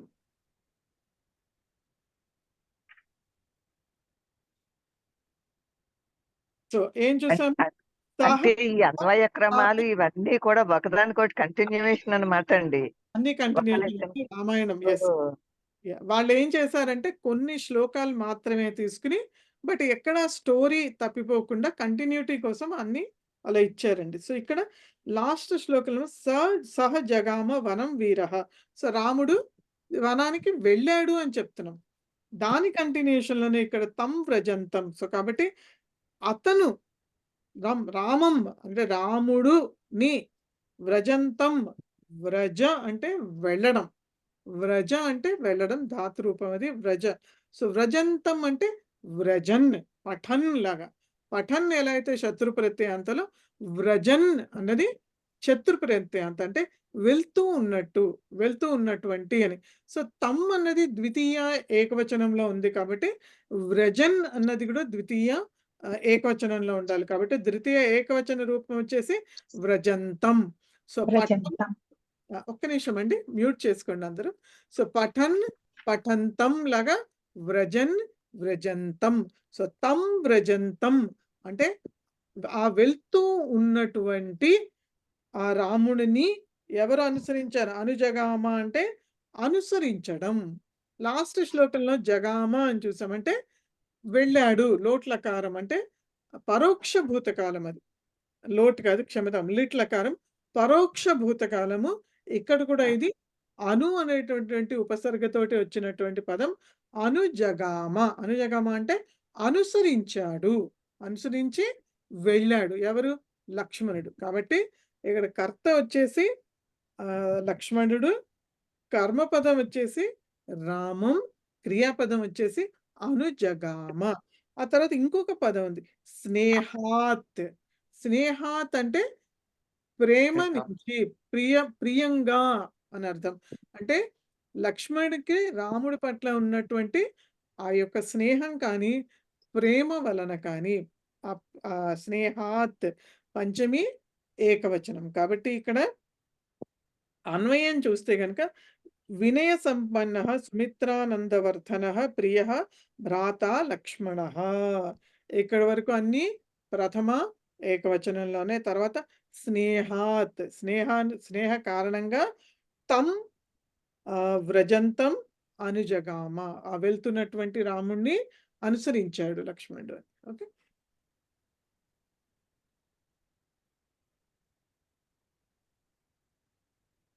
అవగతమ్మా? సో నెక్స్ట్ ఒక్క చిన్న సందేహం. చెప్పండి. అనుజగామ అన్నది మీరు పరోక్ష భూతకాలం అని చెప్పారు కదా. అవునండి, పరోక్ష భూత. ఏ లకారం అండి ఇది? పరోక్ష భూతకాలం అంటే లిట్ లకారం. లిట్ నేను చదవలేదు. అది యూజువల్లీ మనం అది లేదండి ఎక్కడ కూడా. అంటే మన పుస్తకాల్లో ఎక్కడ మనకి రాదు, ఓన్లీ శ్లోకంలోనే మనం చూస్తాం అది. సో నేను ఇందాక చెప్పినట్టుగా అష్టాధ్యాయ యాప్లోకి వెళ్ళి మీరు గమ్ ధాతు అని చేసి మీరు అక్కడే రాసుంటుంది పరోక్ష భూతకాలం అని, లేకపోతే లిట్ లకారం అని రాసుంటుంది. అక్కడికెళ్ళి చూస్తే గనుక మీకు ఈ రూపం కనిపిస్తుంది జగామ అని. ఓకే. ఓకే. యాహ్! సరే. సో, కొన్ని రూపాలు మనం చదవలేదండి. అన్ని చదవలేదు. చదవం మనం. అంటే ఎందుకంటే చాలా చదివాం అయినా కొత్తవొస్తున్నాయి. కొత్తవొస్తాయండి. ఇంకా వస్తాయండి కొత్తవి. సో, కాబట్టి ఓకే. రైట్. సో, ఇది దీని తర్వాత తర్వాత లక్ష్మణుడు రాముణ్ణి అనుసరించాడు అని చెప్పాడు. ఇప్పుడు నెక్స్ట్ శ్లోకంలో రామస్య దయితా భార్య నిత్యం ప్రాణ సమాహిత సీతాప్యనుగత రామం శశినం రోహిణి యథా. సో, ఇప్పుడు సీతాదేవి గురించి చెప్తున్నాడు. ఆవిడ ఏం చేసింది అన్నది. రామస్య దయిత భార్య నిత్యం ప్రాణ సమాహిత సీతాప్యనుగత రామం శశినం రోహిణి యథా. సో, పద విభాగం చూస్తే రామస్య దయిత భార్య నిత్య ప్రాణ సమాహిత. ఇక్కడ నెక్స్ట్ పదంలో సీతాప్యనుగత అని ఉంది కదా, అక్కడ సీత అపి అనుగత, సీత అపి అనుగత. ఇక్కడ కూడా సంధి ఉన్నది. సో, సంధి తర్వాత మనం చదివినప్పుడు మీకు వస్తుంది ఏం సంధి అన్నది.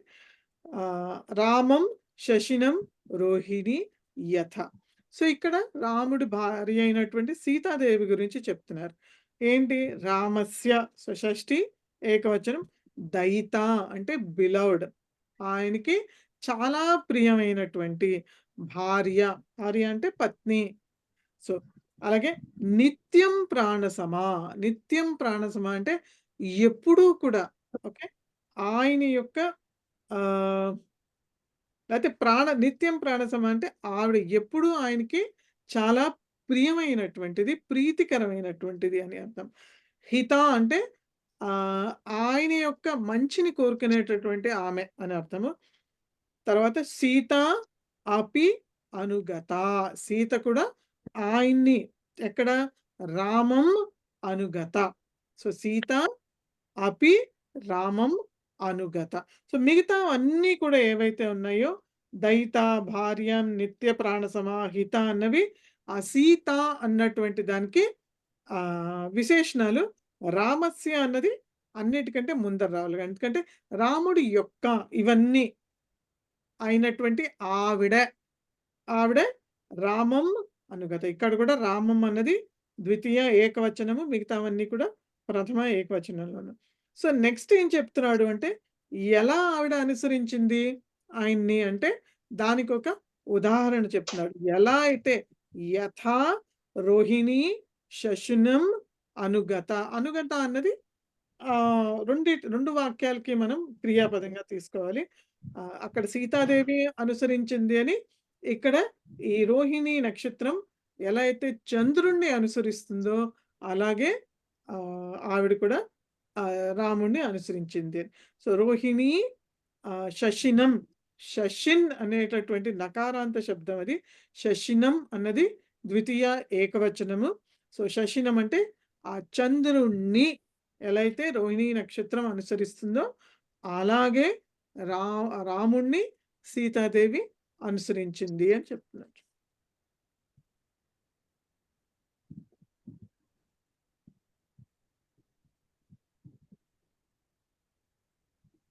ఓకే, ఇది క్లియర్ అండి, అవగతమ్మా? Okay, right. సో, నెక్స్ట్ వచ్చేసి పద విభాగ నియమ.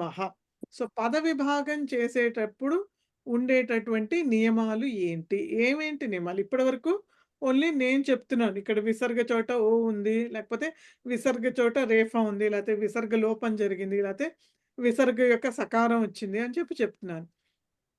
కానీ మీకు కొన్ని హింట్స్, ఎందుకంటే ప్రస్తుతం మీరు విసర్గ సంధి నేర్చుకోవట్లేదు కాబట్టి అది కూడా నెక్స్ట్ లెవెల్లో శిక్షా లెవెల్లో వస్తుంది. అప్పటి వరకు ఎలా పద విభాగం చేయాలి అంటే కొన్ని టిప్స్ ఇవ్వడం జరిగింది వాళ్ళు. సో, దాని భాగంగానే కొన్ని ఎగ్జాంపుల్స్ ఇచ్చారు. అవి ఏంటి అంటే ఇప్పుడు గృహం ఆగచ్చత్ అనే చోట గృహం ఆగచ్చత్, మ అండ్ ఆ వస్తే మా అవుతుంది. ఇదేమీ లేదు, జస్ట్ మనం గుణింతాలు ఏవైతే అంటామో తెలుగులో, ఇప్పుడు గుణింతాలు మనం తెలుగులో నేర్చుకున్నాం. వ్యంజనాలన్నిటికీ కూడా గుణింతాలు చేస్తే మనకి వాటి రూపాలొస్తాయి. సో, కకి చేస్తే కా వస్తుంది. కకి చేరిస్తే కా వస్తుంది. అలాగే ఈ గుణింతం ఇదంతే. గుణింతాలు తప్ప ఇక్కడిచ్చిన వాటిలో ఏ సందులు లేవు. సో, మ ప్లస్ మా అయింది. అప్పుడు గృహమాగచ్చత్ అయిందది. అలాగే నెక్స్ట్ చూస్తే వాక్యం ఉక్త్వా. వాక్యం మ అండ్ ఉ. ము.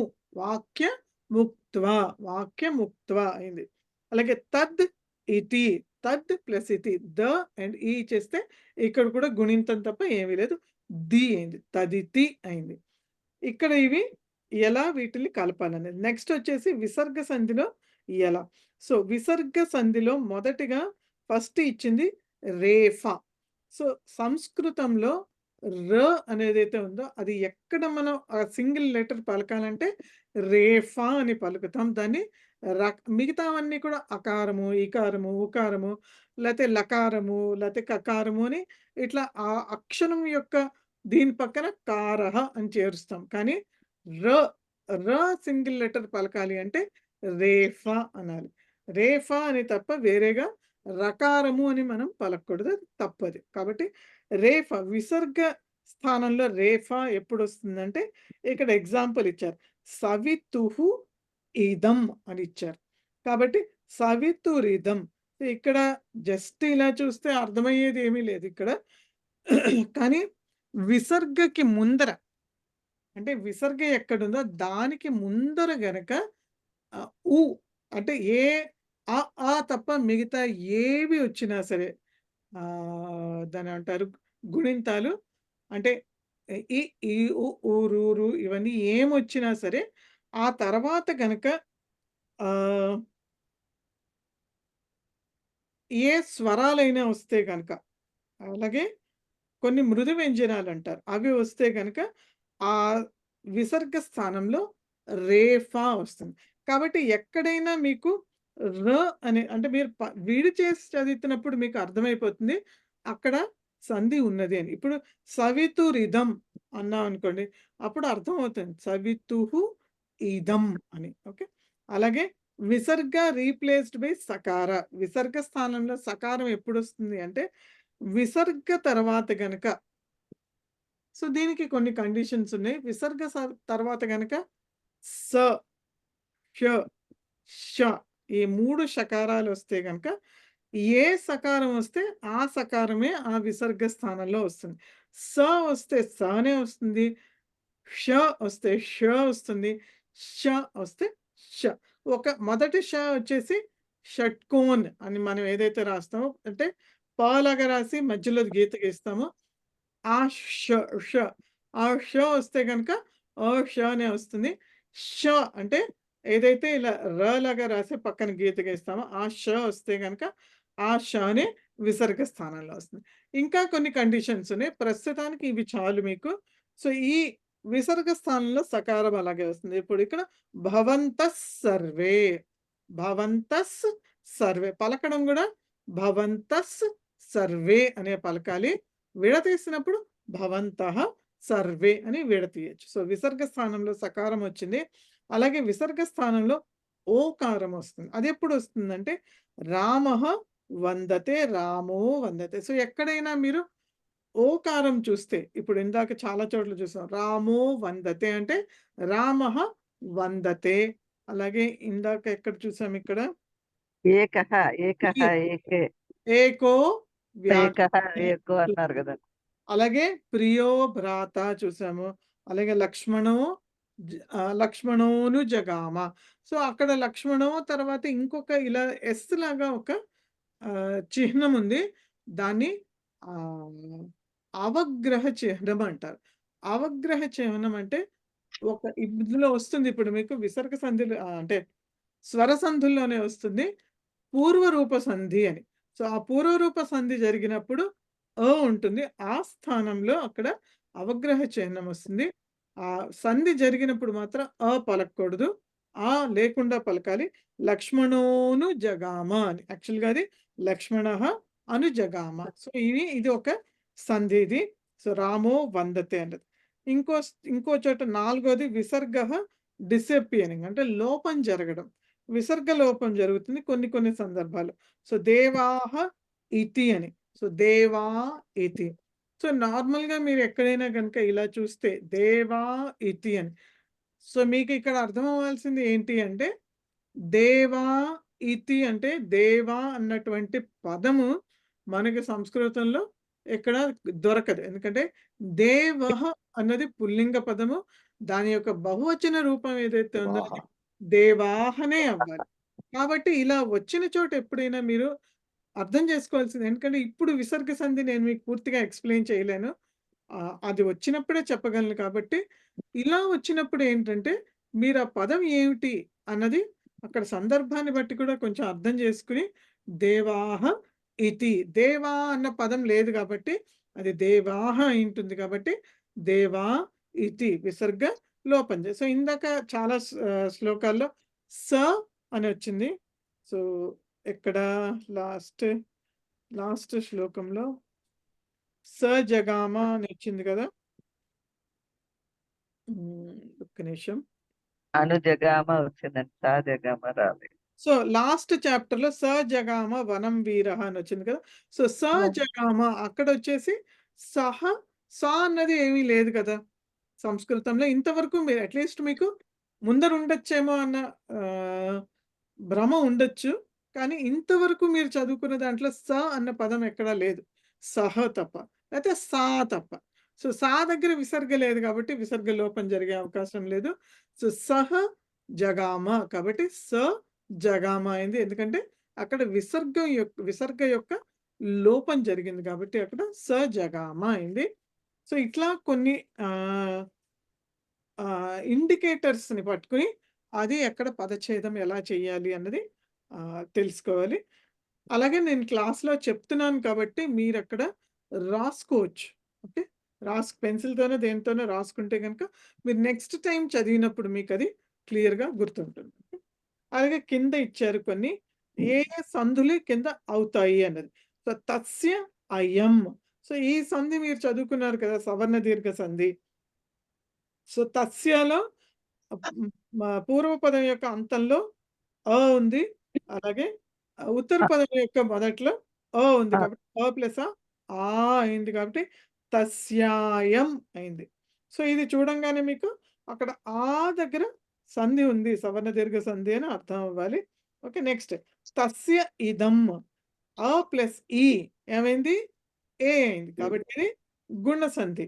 నెక్స్ట్ తస్య ప్లస్ ఏతత్ అ ప్లస్ ఏ అయితే కనుక ఐ అవుతుంది, అది వృద్ధి సంధిలోకి వస్తుంది కాబట్టి తస్యైతత్. సో ఇండికేటర్స్ ఏంటంటే ఆ దీర్ఘ అకారము లేకపోతే దీర్ఘ ఇకారము, దీర్ఘ ఉకారము, దీర్ఘ రుకారము వస్తే అక్కడ సవర్ణ దీర్ఘ సంధి ఉన్నట్టు. అలాగే ఏ కానీ ఓ కానీ అర్ కానీ ఎక్కడైనా కనిపిస్తే కనుక అది అక్కడ గుణ సంధి ఉన్నట్టు. ఐ కానీ ఔ కానీ కనిపిస్తే కనుక అక్కడ వృద్ధి సంధి ఉన్నట్టు. అలాగే దేవౌ ఆగతౌ. సో ఇది కొంచెం కష్టమైన సంధి, యాంతామాంతాదేశ సంధి అంటారు దీన్ని. సో దేవా వాగతౌ, ఆ దగ్గర వా వస్తుంది, అది ఎలాగో మనం ఆ సంధి వచ్చినప్పుడు చూద్దాం. సర్వే అపి దగ్గర సర్వే ప్లస్ అపి. సో దీనికి కూడా పూర్వరూప సంధికి కూడా ఒక 2 కండిషన్స్ ఉన్నాయి. దాని ప్రకారం సర్వేపి అయింది. అక్కడ అవగ్రహ చిహ్నం ఉంది, అంటే అక్కడ పూర్వరూప సంధి జరిగింది అని ఒక ఇండికేటర్ అది మీకు. ఓకే, సో క్లియర్ అంటే దీనిలో ఏమైనా సందేహాలు ఉన్నాయా? మనం అవగ్రహం అలాగే రాయాలండి? అవగ్రహం అలాగే రాయాలి, ఎస్ లాగా అంతే అది. అంటే ఇప్పుడు సంధి 2 పదాలు ఉన్నప్పుడు సంధి లేకుండా విడివిడిగా రాయొచ్చు అండి ఒక వాక్యంలో, లేకపోతే కంపల్సరిగా కంబైన్డ్ వర్డే రాయాలా? అంటే యూజువలీ ఏంటంటే మనకి సంధులు తెలిసిన తర్వాత ప్రిఫరబుల్లీ సంధితోటే రాయడం ఆల్వేస్ ఎ గుడ్ ప్రాక్టీస్. లేదు మనకి ఇంకా ప్రాక్టీస్ అవసరము, రాయలేము అంటే రాయక్కర్లేదు, రాస్తే మంచిది. అది తర్వాత సంధితో 2 కానీ 3 కానీ వర్డ్స్ కలిస్తే మొత్తం ఒక సింగిల్ వర్డ్ అవుతుంది కదండి, అంటే మొత్తం ఒకే గీత కిందకి వస్తుంది మొత్తం. వస్తుంది, అది కూడా వస్తాయండి మనకి. ఐ థింక్ ఎక్సర్సైజెస్ లో ఉన్నాయి అవి. అవి చేసినప్పుడు తెలుస్తుంది. సో ఒక పదం అవుతుంది అది. ఒకే ఒకే దీంట్లో ఒకే పదంలో 2, 3 రకాల సందులు కూడా ఉండొచ్చు. ఒక చోట సవర దీర్ఘ సంధి ఉండొచ్చు. ఇంకో చోట గుణ సంధి ఉండొచ్చు. ఇంకో చోట పూర్వరూప సంధి ఉండొచ్చు. అట్లా ఎన్నైనా ఇప్పుడు ఏవైనా భగవద్గీత అవి ఇవి చదివే వాళ్ళుంటే వాళ్ళకి తెలుస్తుంది అందులో. చాలా పెద్ద పెద్ద పదాలుంటాయి. సందులుంటాయి వాటిల్లో. అదంతా సింగిల్ వర్డ్ అయిపోతుంది. Single word. కానీ అది అంటే ఇప్పుడు సందులతో జరిగినటువంటి సింగిల్ వర్డ్‌కి ఒకే మీనింగ్ ఉంటుందా అంటే ఉండదు. అప్పుడు పద విభాగం తప్పకుండా చేయాల్సిందే అక్కడ. అంటే ఇప్పుడు ఎలా అంటే ఒక శ్లోకం గాని ఏదైనా తీసుకుంటే గనక దానిలో సందులతో కూడుకున్నటువంటి ఒక పదం ఉండొచ్చు. లేతే ఒక సమాసం ఉండొచ్చు. యూజువల్లీ ఏమవుతుందంటే ఇప్పుడు సమాసంలో కూడా సందులు జరుగుతాయి. కానీ దాన్ని మనం విడతీయం. సమాసంలో జరిగేటటువంటి సందుల్ని అలాగే ఉంచి దానికి ఆ మొత్తం పదానికి ఒక అర్థం వచ్చేటప్పుడు ఉంటుంది. ఇప్పుడు రామాలయః అని ఉందనుకోండి. రామస్య ఆలయః అది సమాసం రామాలయః అన్నది. సో, రామస్య విడతీస్తే రామస్య ఆలయః అని చేయాలి. కానీ రామ ఆలయః అని వేరు చేయలేం దాన్ని. ఎందుకంటే రామ అన్నది ఏది పదం కాదు. అది ప్రాతిపదికం అది. కాబట్టి అలా వేరు చేయలేము. సమాసాల్ని వేరు చేయలేము. సందులైతే గనక వేరు చేయాలి. ఎందుకంటే సందులు ఒక పదంలో ఒక పెద్ద పదం ఉంది. దానిలో చాలా సందులున్నాయి. ఆ సందులు విడతీసినప్పుడు ఆ సంధి విడతీసిన పదానికి విభక్తి రూపం ఉందా లేదా అని చూసుకోవాలి. చూసుకుంటేనే చెయ్యాలి. ఇప్పుడు సమాసాలను విడదీయకూడదు. సమాసాల్ని విడతీయకూడదు. సమాసాలు విడతీస్తే అర్థమేమీ ఉండదు. అర్థం ఉండదు. అది మళ్ళీ వేరు. మళ్ళీ సమాసాలనేది కోవిద లెవెల్‌లో వస్తుంది. బట్ యాజ్ సచ్ సమాసాల్ని శ్లోకాల్లో ఉన్న దేనిలో అయినా సరే సమాసాల్ని సంధి ఉంటుంది సమాసాల్లో కూడా దాన్ని విడతీయకూడదు. ఎందుకంటే దాన్ని విడతీస్తే ఇందాక చెప్పినట్టు రామాలయః అన్నదాన్ని విడతీసామనుకోండి సంధి జరిగింది కదా అని రామ ఆలయః అని వచ్చింది. బట్ అర్థం ఏంటి? అర్థం ఏం లేదు. రామస్య అని మనం షష్ఠి దాన్ని చేస్తే కానీ దానికి అర్థం లేదు. బట్ రామస్య చేస్తే ఎలా? చేయం కదా! చేయలేము పద విభాగం చేసినప్పుడు. పద విభాగం చేసినప్పుడు ప్రతి పదాని యొక్క విభక్తి రూపం ఉండాలి. సో, ఇప్పుడు మనం ఇక్కడున్నటువంటి శ్లోకంలోనే తీసుకుంటే లక్ష్మణోనుజగామ అని తీసుకుంటే లక్ష్మణః అనుజగామ అని తీసుకుంటే లక్ష్మణః అన్నది ఒక పదం ఇన్ ఇట్ సెల్ఫ్. అదే ఆల్రెడీ అది ప్రథమ ఏకవచనంలో ఉంది. అనుజగామ అన్నది క్రియాపదం. సో, 2 వేరే వేరే అయినా కలిపి సంధి చేయొచ్చు. విడతీసినప్పుడు దాని అర్థం రావాలి. కానీ అదే గనక ఏదైనా ఇప్పుడు సుమిత్రానంద వర్ధనః అనుంది. ఇది ఒక సమాసం. ఇది ఒక సమాసం. అంటే సుమిత్రాయాః ఆనంద వర్ధనః అని అంటే సుమిత్ర యొక్క ఆనందాన్ని వర్ధించేవాడు అని అర్థం. సో, ఇది ఒక సమాసం. విడతీస్తే సుమిత్ర ఆనందవర్ధనః అయింది. సుమిత్ర పదమైనా యాక్చువల్‌గా అది ప్రాతిపదికం. స్త్రీలింగం కాబట్టి ప్రాతిపదికానికి ప్రథమ ఏకవచనానికి తేడా ఉండదు. అందుకని తెలీదు. కానీ సుమిత్ర అన్నది సుమిత్రాయాః అని సమాసంలో వస్తుంది. కాబట్టి సమాసం ఇది వేరు. సంధితో చేసినటువంటి వర్డ్స్ వేరు. ఓకే. అంటే ఇప్పుడు సంధి చేసేటప్పుడు పదాలు 2 పదాలు ఏమన్నది మనం చూడక్కర్లా. అంటే లైక్ నామవాచకము రామవాచక పదం క్రియాపదం కూడా సంధి చేసుకోవచ్చు. 2 క్రియాపదాలు చేసుకోవచ్చు. 2 నామవాచకాలు చేసుకోవచ్చు. ఏదైనా చేసుకోవచ్చు. అంటే ఓన్లీ కండిషన్ ఏంటంటే సంధి రూల్స్ ప్రకారం చేసుకోవాలి. ఏం చేసినా సంధి రూల్స్ ఏవైతే ఉన్నాయో వాటిని ఫాలో చేస్తూ సంధి చేసుకోవచ్చు. సమాసం చేసేటప్పుడు కూడా చాలా రూల్స్ ఉంటాయి. వాటికి కూడా ఆ రూల్స్ ప్రకారమే సమాసం చేసుకోవడం జరగాలి. ఓకే. ధన్యవాదాలు. ఓకే. రైట్. సో, దీని తర్వాత అనువాద పద్ధతి అని ఉంది. సో, అనువాద పద్ధతిలో కొన్ని కాదు 100% 99 అన్నిటికీ కూడాను అన్ని క్రియాపదాలకి కూడా కొన్ని అఖండ క్రియాపదాలు అంటారు. లేకపోతే ఖండ క్రియాపదాలు అంటే వేరు చేసి కూడా మనం చెప్పొచ్చు. ఇప్పుడు కొన్ని క్రియాపదాలు మనం నేర్చుకోవడం కష్టంగా ఉంటుంది. లేకపోతే కొన్ని మనకి తెలియవు. కాబట్టి అలాంటి పరిస్థితుల్లో మనం ఏం చేస్తామంటే ఆ క్రియాపదాన్ని మనం బ్రేక్ చేసి చెప్తాం. సో, అట్లా బ్రేక్ చేసినవి ఏంటంటే ఖండ క్రియాపదాలు అంటే విడగొట్టి చెప్పినటువంటి క్రియాపదాలు. అన్నిటికీ ఉంటాయండి. బట్ కొన్ని పాపులర్ అయినాయి, కొన్ని పాపులర్ అవ్వలేదు. సో, లాంగ్వేజ్ ఎప్పుడు గూడా ఎలా అంటే, మనం వాడుకలో ఏవైతే ఎక్కువ ఉంటాయో అవి పాపులర్ అయిపోతాయి. వాడుకలో లేనివి పెద్ద పాపులర్ అవ్వవు. సో, ఇక్కడ కొన్ని చూస్తే గనుక అధీతే, అధీతే అన్నది అధ్యయనం కరోతి అని చెప్పడానికి. సో, అధ్యయనం అన్నది వాడడం ఇప్పుడు మనకి చాలా పదాలు ఇలా ఉంటాయి. భోజనం కరోతి, అధ్యయనం కరోతి, నిద్రాం కరోతి, స్నానం కరోతి, భోజనం కరోతి, లేతే పూజాం కరోతి. సో, ఇవన్నీ కూడా ఏంటంటే, మనం దాన్ని విడతీసి చెప్తున్నాం అన్నమాట. అంటే అధ్యయనం విడతీస్తున్నాం. దానికి తోడు కరోతి. సో, ఏదైనా ఇలాంటి పదాలు తీసుకొని కరోతి అని పెట్టడం చాలా తేలిక. ఓకే. ఉపహారం కరోతి, లేకపోతే ఖేళనం కరోతి, పఠనం కరోతి, లేఖనం కరోతి. లిఖతి అనే బదులు లేఖనం కరోతి, పఠతి అనే బదులు పఠనం కరోతి, పాఠనం కరోతి, పాఠయతికి బదులు పాఠనం కరోతి. కాబట్టి ఇట్లా వేరు చేసి క్రియాపదాల్ని మనం వాడుకోవచ్చు. నెక్స్ట్ నిద్రాతి. సో, నిద్రాం కరోతి అనొచ్చు. నిద్రాతి అని గుర్తుండకపోవచ్చు. నిద్రాం కరోతి అనొచ్చు. విక్రీణీతే అని చెప్పాలి అంటే విక్రయణం కరోతి, విక్రయణం కరోతి. అలాగే భుంక్తే, భుంక్తే అంటే భోజనం కరోతి. సో, భోజనం కరోతి అని చెప్పాలంటే ఇప్పుడు భుంక్తే అంటే మనకి అదేనంటారు లట్లకారంలో ప్రథమ ఏకవచనం. మిగతా రూపాలు మనకు తెలియడం కష్టం అయితే కనుక దీన్నే భోజనం కరోతి, భోజనం కురుతః, భోజనం కుర్వతి, భోజనం కరోమి, భోజనం కుర్మః. అలా ఓన్లీ కరోతి యొక్క ఫార్మ్స్ మనకి బాగా తెలుసు కాబట్టి ఆ కరోతి అని పెట్టుకుని మిగతా అన్ని కూడా వాడుకోవచ్చు. అలాగే చినత్తి, ఛేదనం కరోతి. సో, కరోతి తోటి ఇవన్నీ కూడా వాడచ్చు ఇలా. సో, ఇక్కడ కింద ఇచ్చినటువంటి వాక్యాలు పుస్తకం అధీతే అంటే పుస్తకాన్ని చదువుతున్నాడు అని. సో, దీన్ని కనుక మనం అంటే దాన్ని బ్రేక్ చేసి ఆ క్రియాపదం చెప్పాలి అంటే అధ్యయనం కరోతి అన్నాం కదా. సో, మొదటి పదంలో ఏదైతే కర్మపదం ఉందో పుస్తకం అనేది, అది మనం ఇలా క్రియాపదాన్ని వేరు చేసినప్పుడు అది షష్ఠీలో వస్తుంది. అప్పుడు పుస్తకస్య అధ్యయనం కరోమి లేదా కరోతి, పుస్తకస్య అధ్యయనం కరోతి. లేఖనీం విక్రీణీతే.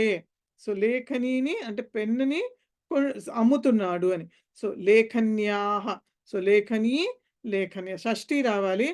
మొదటి పదాల్లో అఖండ క్రియాపదాలు వాడితే మాత్రం కర్మపదం వస్తుంది.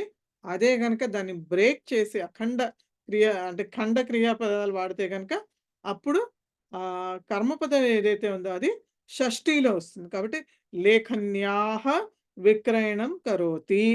అలాగే వృక్షం చినత్తి, వృక్షస్య ఛేదనం కరోతి. హస్తం ఉపయుంక్తే, ఉపయుంక్తే అంటే ఉపయోగం కరోతి, ఉపయోగిస్తున్నాడు అని అర్థం, యూజెస్ అని. సో, హస్తస్య ఉపయోగం కరోతి. ద్వారం పిధత్తే అంటే మూయడం, క్లోజ్ చేయడం అని. ద్వారస్య పిధానం కరోతి అంటే ద్వారం యొక్క మూసివేయడం చేస్తున్నాడు అని. సో, ఇవి కొన్ని విశిష్టమైనటువంటి ఉపయోగం. అంటే దీనివల్ల చాలా చాలా పదాలు మనకి ఈజీ అయిపోతాయి వాడడం అన్నది. ఓకే. సో, ఈ లోపల ఏమైనా డౌట్స్ ఉంటే అడగచ్చండి.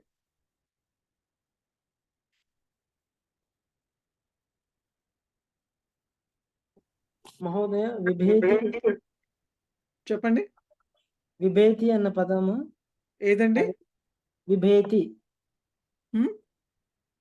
విభేతి అది అఖండ క్రియాపదమా మహోదయ?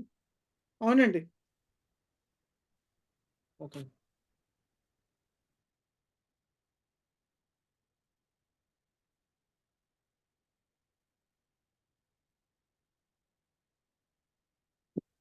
ఓకే. సో, నెక్స్ట్ వచ్చేసి వృద్ధి సంధి.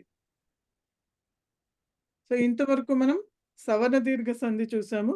అకారానికి అకారం వచ్చినప్పుడు ఆ వస్తుంది.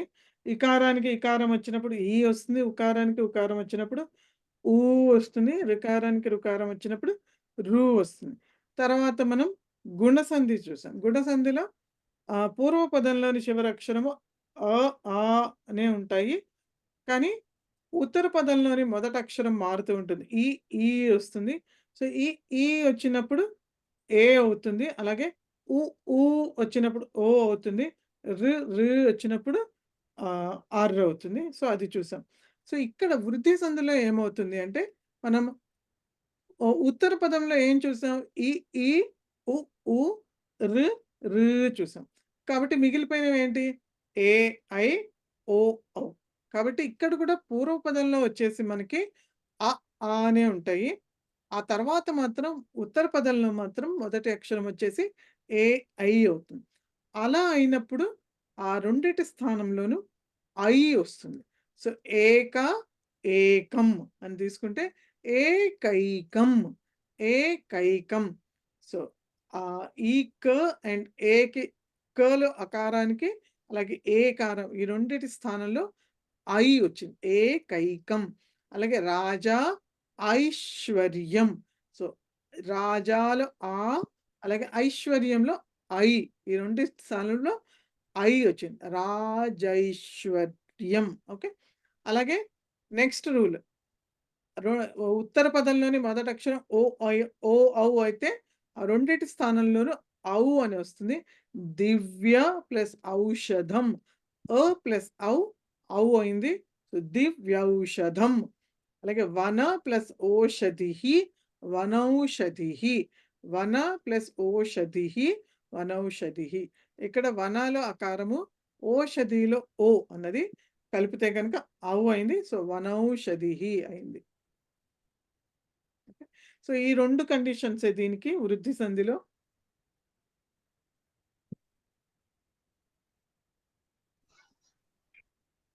మేడం ఏండి మేడం ఎక్స్క్యూజ్ మీ, చెప్పండి. I want permission madam. అహం కాకినాడ గచ్చామి. గచ్చతు గచ్చతు చింతామస్తు. Thank you madam.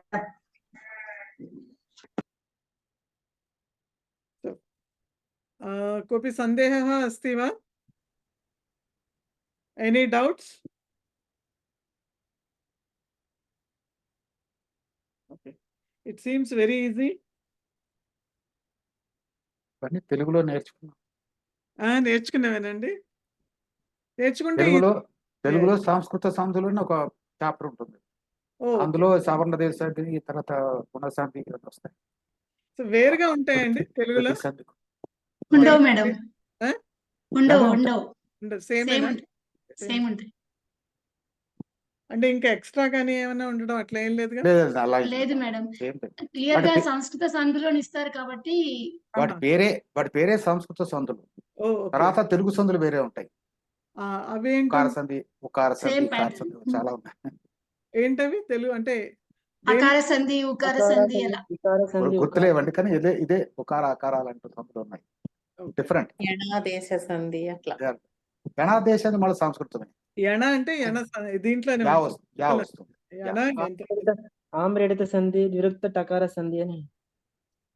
కరెక్ట్ చెప్పారు. విరుక్త టకార సంధి. విరుక్త టకార సంధి. విరుక్త టకార సంధి. 2 టైమ్స్ టకారం వస్తుంది. ద్విత్వాక్షరం అవుతుంది. పగలు ప్లస్ పగలు అడుగు ప్లస్ అడుగు అట్టడుగు. Okay okay okay. అది నేను కూడా సంస్కృతంలో అది లేదు, వేరేది ఉంది. తెలుగు సంధులు. నెక్స్ట్ దీంట్లో తెలుగు సంధి మేడం. తెలుగు సంధులు అవి. ఓకే. సిమిలర్లీ ఆమ్రేడిక సంధి కూడా అలాగే ఉంటుంది. అదేంటది ఆమ్రేడిక సంధి? అనగా ప్లస్ అనగా, అనగనగా. Okay okay. అది ఉంది సంస్కృతంలో, కానీ అంటే మనకి లేదు. మన అంటే సిలబస్ లో ఎక్కడ లేదు. మేబీ నామన్క్లేచర్ కూడా వేరే ఉండొచ్చు అండి. నామన్క్లేచర్ కూడా వేరే ఉండొచ్చు. ఐ మీన్ నేమ్ కూడా వేరే. అంటే సంధుల్లోకి యాక్చువల్ గా చెప్పరు అది. అవి కొన్ని వర్డ్సే ఉంటాయి, అన్నీ కాదు, కొన్ని వర్డ్స్ ఉంటాయి స్పెసిఫిక్ గా. ఈవెన్ తెలుగులో కూడా అవి ఈజీగా కాబట్టి బాగా చిన్నప్పుడు చదివేటప్పుడు బాగా బట్టి పట్టేవాళ్ళం. అవి ఈజీ కదా రావడం అని. అవును. ఓకే. మార్క్స్ మాకు స్కోరింగ్ కూడా ఉంటుంది. తెలుగు వాళ్ళకి సంస్కృతం నేర్చుకుంటే ఒకే ఒక పెద్ద డిసడ్వాంటేజ్ అండి. ఏంటండి? తెలుగు వాళ్ళకి సంస్కృతం నేర్చుకున్నప్పుడు పెద్ద డిసడ్వాంటేజ్ ఏంటంటే ఆ, ప్రథమ పుల్లింగానికి నపుంసకలింగానికి కన్ఫ్యూజ్ అయిపోతాం. అవును. Yes. కదా అన్ని కూడా మాకు నపుంసకలింగాలే. ఎందుకంటే విద్యాలయము విద్యాలయ అని ఎప్పుడు చదవం. అవును. ఇప్పుడు మేము విద్యాలయాన్ని నపుంసకం ఉన్నారంటే తప్పట. అవును. విద్యాలయ ఇప్పుడు గ్రంథాలయ అవునండి. ఇంగ్లీష్ లో తీసుకున్నా ఎక్కడ తీసుకున్నా కానీ వీఆర్ ఆల్ యూస్ టు తీసుకురావడం విద్యాలయం, కరెక్ట్. విశ్వవిద్యాలయం, మహావిద్యాలయం అట్లా అంటే చాలా ఇంగ్లీష్ మటుకు మీరు కన్ఫ్యూజన్. చూస్తే ఇప్పుడు న్యూట్రల్ అనేది అన్ని కూడా నాన్ లివింగ్ ఆబ్జెక్ట్స్ అన్ని న్యూట్రల్ జెండర్ కదా. Yes, yes. ఇంగ్లీష్ లో కూడా నాన్ లివింగ్ అన్ని కూడా న్యూట్రల్ జెండర్. కానీ ఇందులో పుల్లింగాలేని బట్ ఇక్కడ అలా కాదు. ఇక్కడ అంతా డివిజన్ వేరు ఇక్కడ. Yeah. గ్రామర్ చాలా ఎనార్మస్. అవునండి. చాలా grammar just enormous. Very enormous. But కానీ ఒకసారి మనం నేర్చుకోవడం స్టార్ట్ చేస్తే మాత్రం మన అలా తీసుకెళ్ళిపోతూ ఉంటుందండి. ఎందుకంటే ఇంకా చాలా దీని విస్తృత చాలా ఎక్కువ ఉంది. చాలా పెద్దది ఇది. మనకి ఇంట్రెస్ట్ అలా కలుగుతుంది వెళ్తున్న కొద్దీ మనకి. అరే ఇదేంటి అని మన దీంట్లోకి వెళ్తాం. సో ఇప్పుడు ఎట్లా అంటే వొకాబులరీ కూడా మన సంస్కృతంలో ఒక్క చాలా తక్కువ. ధాతు నుంచే ఎన్నో లక్షల క్రియాపదాలు వచ్చినాయి. కరెక్ట్ అండి. లక్షలు. లాస్ట్ మా ప్రవేశాలు చదివాను. ఆ, ఒక నంబర్ ఇచ్చాడు అన్నమాట. మొత్తం ఎన్ని words that can be generated yeah, yeah. అది 100,000 కోట్లలో ఉన్నాయి. చాలా అండి. అంటే ఎన్నో ప్రత్యయాలు ఇడవకపోయినా సరే నీ ఇష్టం. ఆడికి పోయినాక ఇడ్చుకుంటుంది కానీ ఎన్నో ప్రత్యయాలు ఉన్నాయండి. అవి జోడిస్తే అదే, మళ్ళీ వేరే అదే. రూపాలు వస్తాయి. మరి వాటికి మళ్ళీ అన్ని లకారాలు తర్వాత ఉంటాయి. ఇంకోటి అంటే మ్యాట్రిక్స్ స్ట్రక్చర్ అండి. Multiple matrix structure, multi layer matrix structure. Yes, దాంతో ఏంటంటే అసలు ఎనార్మస్ నంబర్ వస్తుంది. అవును. చాలా power of 3 to the power of 3 to the power of 3 to the power of అంటే మనం క్యాల్కులేట్ చేయలేండి. చాలా రకాలంటే మైండ్ బాగులింగ్. చాలా చాలా ఉంటాయి పదాలు. ఏదో టచ్ దానికి అన్ని సర్ఫేస్ స్క్రాచింగ్ చేస్తున్నాం అండి. అండి సర్ఫేస్ స్క్రాచింగ్ చేస్తున్నాం అంటున్నాం. నాకు అర్థం కాదు. అయిపోయినా స్క్రాచ్ చేస్తున్నాం అంటున్నాం. అంతే. ప్రవేశ పరిచయాలు. అంటే ఇప్పుడు ఎవరో ఎగ్జాంపుల్ చెప్పారు ఒకసారి. ఇప్పుడు నా సముద్ర తీరానికి వెళ్ళి జస్ట్ మనం ఎక్కడో ఒడ్డు మీద నుంచుంటే అక్కడ మట్టి కొంచెం ఇసుక తడి అవుతుంది కదా సముద్రం వచ్చినప్పుడు. జస్ట్ మన తడినే రుచి చూస్తుంది. అంతే. ఇంకా మనం నీళ్ళల్లో కూడా కాలు పెట్టలేదండి. Exactly, అదే, exactly. సో ఇదే ఎవరికైనా అందరికీ అంతేనండి. ఇది నేర్చుకుంటూనే మనకు తెలిసిన కొద్దీ ఇంకా చాలా తెలియాల్సింది అంటారు కదా. అది 100% ప్రతి తెలుసుకోవటం ఇలాంటి వారు చెప్తున్నట్టు బాగా ఉంటుందని చెప్పడానికి. అంటే retention problem, retention and reuse somewhere. మహోదయ ఇప్పుడు రిటెన్షన్ అంటే చెప్పే వాళ్ళకి మాకు కూడా గుర్తుండదండి. ఎందుకంటే ఎవ్రీ క్లాస్ నేను వచ్చినప్పుడు మళ్ళీ అంతకు ముందర రోజున ఆ లెసన్ ఎన్నోసార్లు చెప్పిందే అయినా సరే, అంటే మేబీ ఇప్పుడు మీరు నాకు 4వ బ్యాచో 5వ బ్యాచో అయినా నేను ప్రతిసారి చదువుతానండి. అండ్ ప్రతిసారి వెరిఫై చేసుకుంటాను. ఎందుకంటే ఒక్కొక్కసారి మనం చెప్పేది ఇప్పుడు నాకు అర్థం అవడం వేరు, నాకు అర్థమైంది నేను చెప్పడం వేరు కదా. మాకు అర్థం చేయించడం వేరండి బాబు. సో నేను ప్రతిసారి ఏ క్లాస్కి వెళ్ళినా ముందర నేను ఒకసారి మళ్ళీ అంతా ప్రిపేర్ అయ్యి ఒక గంట సేపు అంతా మళ్ళీ అప్పుడు క్లాస్కి వస్తాను. ఎందుకంటే తెలీదు ఏది గుర్తుంటుందో ఏది గుర్తుంటుందో ఆ సమయానికి గుర్తు రావచ్చు ఇది రిపిటేషన్ వల్ల రిపిటేషన్ కి కొంచెం మాకు అవకాశం ఇస్తుంది, కానీ ఇది రీయూజ్ మాత్రం చాలా కష్టం మేడం. ఎందుకంటే పరిసరాల్లో మాకు ఇమీడియట్ గా మాకున్న లాంగ్వేజ్, మాకు వచ్చిన లాంగ్వేజే మేము ఇప్పటిదాకా యూజ్ చేసిన లాంగ్వేజే గబుక్కుని వచ్చేస్తుంది. ప్రయత్నపూర్వకంగా ఈ లాంగ్వేజ్ నేర్చుకుంటే కానీ రాదు. అది చాలా ప్రయత్నం అవసరం అవుతుంది. అదే వచ్చిన మిగతా భాషలు ఇప్పుడు మనం తెలుగు గానీ లేకపోతే హిందీ, ఇంగ్లీష్ ఈజీ అయిపోయాయి. సిస్టమేటిక్ గానే ఒకటి ఇంత సిస్టమేటిక్ గా నేర్చుకోలేదు ఏది కూడాను. రెండోది ఏంటంటే వాటికి మనం టైము మనకి తెలియకుండానే ఇచ్చాం. ఇప్పుడు తెలుగు ఉందనుకోండి, మన మాతృభాష, ఇంట్లో పుట్టిన దగ్గర నుంచి వాడే భాష కాబట్టి అది మనకు తెలియకుండానే మనం నేర్చేసుకున్నాం. మన అంటే ఇంత ఎఫర్ట్ పెట్టాలా దీనికి అమ్మో అని అనుకోలేదు. అంటే మన ఇంట్లో వేరే వాళ్ళతో మాట్లాడుతున్నాం కదా, కాబట్టి వేరే వాళ్ళతో ఏం మాట్లాడతాం. సంస్కృతం అనేటప్పటికి ఏమైందంటే ఒకటి ఏంటంటే ఈ సంస్కృత భాష నేర్చుకోవాలి అని మనకి ఐడియా స్టార్ట్ అవ్వంగానే మనకి ఏమనిపిస్తుంది అంటే తొందరగా వచ్చేయాలనిపిస్తుంది. తెలుగులో యాక్చువల్గా తెలుగులో గ్రామర్ చాలా మందికి మనకు తెలియదు. అవును, తెలియదు. మనం ఏళ్ల తరబడి మాట్లాడుతూ కరెక్ట్ గా మాట్లాడుతూ ఉండొచ్చు. అవును. యాక్చువల్గా గ్రామర్ శూన్యమే. కరెక్ట్ అండి. శూన్యమే. ఎందుకంటే మనకి అసలు అక్కడ ఏమి వచ్చింది అది ఏ ఆహ్, అంటే అది ఏ కాలంలో ఎందుకు లేకపోతే ఏం ఎందుకు మాట్లాడుతున్నాం వచ్చింది అన్నది తెలియదండి. అండి? ఏదో అంటే చెప్పేస్తాం. మనం ఎందుకు మనం వచ్చింది అని మాట్లా తెలియదండి. ఏదో చెప్పేస్తాం అంతే. మనం చెప్తాం. కదండి, మనం మాట్లాడే లెవెల్లో అంత గ్రామర్ ఉండదండి. ఉండదు. అవును. అంత మాట్లాడే లెవెల్లో అదే గ్రాంథికంగా పుస్తక లెవెల్కి వచ్చేసరికి చాలా తేడా వస్తుంది. గ్రాంథికం వచ్చేటప్పటికి మేబీ మళ్ళీ అందులో కూడా ఆ, అన్నీ ఉంటాయేమో మనకి సమాసాలు, అదే. సందులు లేకపోతే ఇంకా మిగతా అన్నీ కూడా ఉంటాయేమో నాకు తెలీదు. సో మేడం చిన్నప్పుడు మా నాన్నగారు సరస్వతి లేహం తెప్పించి పట్టారండి, మాకు పెట్టించారు. అంటే హ్మ్. జ్ఞాపక శక్తి ఇప్పుడు అది మళ్ళీ ఎక్కడ దొరుకుతుంది తెచ్చుకోవాలనిపిస్తాను. ఈ ఏంటంటే పరిచయ అది సరస్వతి లేహం చావన్ లాగా లేహ్యం చదవనే లేహ్యం చిన్నప్పుడు ఓకే. మా నాన్న పెట్టించారు. జ్ఞాపక శక్తి అని నేర్చుకున్నాను. పెరుగుతాయని ఈ పరిచయ పుస్తకం రాగానే నాకు జ్ఞాపకం వచ్చింది అదే. అదే ఈ సరస్వతి లేహం మళ్ళీ రాజమహేంద్రవరం తెప్పించుకోవాలి. కాదు. తినాలి. ఎవరైనా కావస్తే కూడా చెప్పండి, వాడికి పంపిస్తాను నేను. మీకు ఆ సరస్వతి దొరికితే కాదండి. మీకు సరస్వతి లేహం ఏంటంటే పరిచయ పుస్తకమే. అది చూడంగానే పుస్తకమే గుర్తొచ్చింది కాబట్టి. అది కాబట్టి అది పుస్తకాన్నే లేహం అనుకుని అది ప్రాక్టీస్ అది చేయండి. అది ఏ ప్రాక్టీస్ నాట్ టు టేక్ మీరు యువర్ దొరికారు టైం మాకు. అండి. పైడ్ పేపర్ లాగా నడిపించుకొని తీసుకెళ్ళిపోతున్నారు. అదే మా అదృష్టం అని నేను అనుకుంటున్నాను. హ్మ్. నేను మీకు ఒక ఎగ్జాంపుల్ చెప్పాలి. 1 మినిట్ తీసుకుంటా. చెప్పండి మహోదయ. నేను గ్రాడ్యుయేషన్ చేసినప్పుడు అంటే 70స్లో ఆంధ్ర యూనివర్సిటీ చాలా వైజ్గా ఆలోచించి మనం మ్యాథమెటిక్స్, ఫిజిక్స్, కెమిస్ట్రీ అయినా కానీ 2 లాంగ్వేజెస్ ఉండేవి, ఇంగ్లీషు, ఓహ్! తెలుగు. హ్మ్. అంటే ఇంగ్లీష్ 3 పేపర్లు, తెలుగు 2 పేపర్లు గ్రాడ్యుయేషన్లో. అదొక్కటే టైము. తర్వాత తీసేశారు వాళ్ళు. హ్మ్. ఆ ఇంగ్లీషు పాస్ అవ్వడం కష్టమే. ఆ తెలుగులో గ్రామర్ ఉండేది. హ్మ్. అది చాలా కష్టం అన్నమాట. కొంతమంది ఫెయిల్ అయ్యేవాళ్ళు. ఓహ్! హ్మ్. దానికోసం ట్యూషన్లకి ఆటికి వీటికి కూడా వెళ్ళేవాళ్ళు. అంత కష్టం తెలుగుది. హ్మ్. ఛందస్సు అవి. అవును. సో తర్వాత they have removed all these languages and all in the graduation. Oh! Hmm. కాదు, ఇంకొక చిన్న చిన్న ఒక హాఫ్ ఎ మినిట్ అండి. చెప్పండి మహోదయ. నేను ఈ పరిచయ పుస్తకం తెప్పించానండి. హ్మ్. పరిచయ పుస్తకం తెప్పించాను. దీనిలో 3 ఉన్నాయి అవైలబుల్, తెలుగు, ఇంగ్లీష్, హిందీ అని. నేను యాక్చువల్గా నాకు కావాల్సింది వేరండి. ఈ నాకు సాంస్క్రిట్లో కావాలి. ఎట్లా దొరుకుతుంది నాకు? ఇప్పుడు ఎలా ఉందంటే ఎక్సర్సైజ్ ఉందనుకోండి, ఒక అభ్యాసం ఉంది. ఆ అభ్యాసాన్ని ఏం చేయాలని చక్కగా తెలుగులో రాసేస్తున్నట్టు తెలిసిపోతున్నది. అది యాక్చువల్గా సాంస్క్రిట్లో ఇన్స్ట్రక్షన్ వస్తే ఇన్స్ట్రక్షన్ చదివి చేయాలి కదా. మరి అది ఎట్లా? మీరు ఇచ్చిన 2 అభ్యాసాల్లో ఇన్స్ట్రక్షన్స్ సాంస్క్రిట్లో ఉన్నాయి. అవునండి. మీరు గ్రూప్లో పెట్టినది. అవును. నేను యాక్చువల్గా అడుగుదాం అనుకో, మీరు ఎక్కడి నుంచి చెప్తే నాకు తెచ్చుకుందాం. లేదు మహోదయ. అది ఎక్కడి నుంచి తీసుకోలేదు. Actually one of our teachers ఉన్నారు. ఆవిడ తయారు చేశారు. సొంతంగా తయారు చేశారు. ఆవిడంటే పుస్తకాలు రిఫర్ చేశారు. బట్ డిఫరెంట్ బుక్స్ నుంచి తీసుకొని ఆవిడ చేశారు. మీకెక్కడ దొరకదు. ఎక్కడ దొరకదది. యాక్చువల్లీ మన సంస్కృత భారతిలో కూడా ఆహ్, ఈ ఏదో ఒక మీడియం తోటే సంస్కృతాన్ని నేర్పించడం అన్నది ఉంది. ప్యూర్‌లీ సంస్కృతం అంటే మీకు బుక్ దొరకదండి. అందులో పరిచయాల బుక్స్ గాని, ఏ లెవెల్ బుక్ కూడా దొరకదు మీకు. ప్యూర్ సంస్కృతం.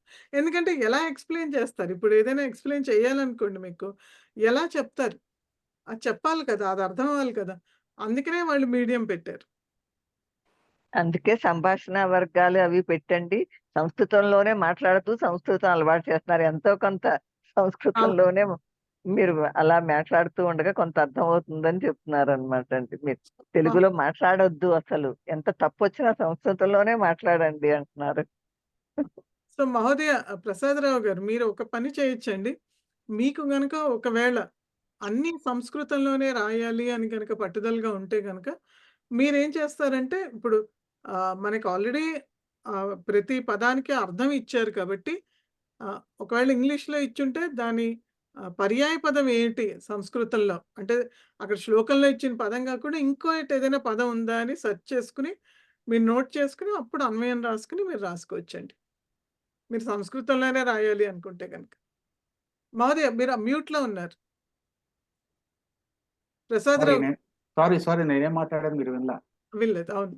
ఇప్పుడు ఒక అభ్యాసం ఉంటే అభ్యాసానికి instruction oh! Instruct suppose exam అనుకున్నామండి. ఎగ్జామ్‌లో అభ్యాసానికి ఇన్స్ట్రక్షన్ సాంస్క్రిట్‌లోనే ఉంటుంది కదా. అవును.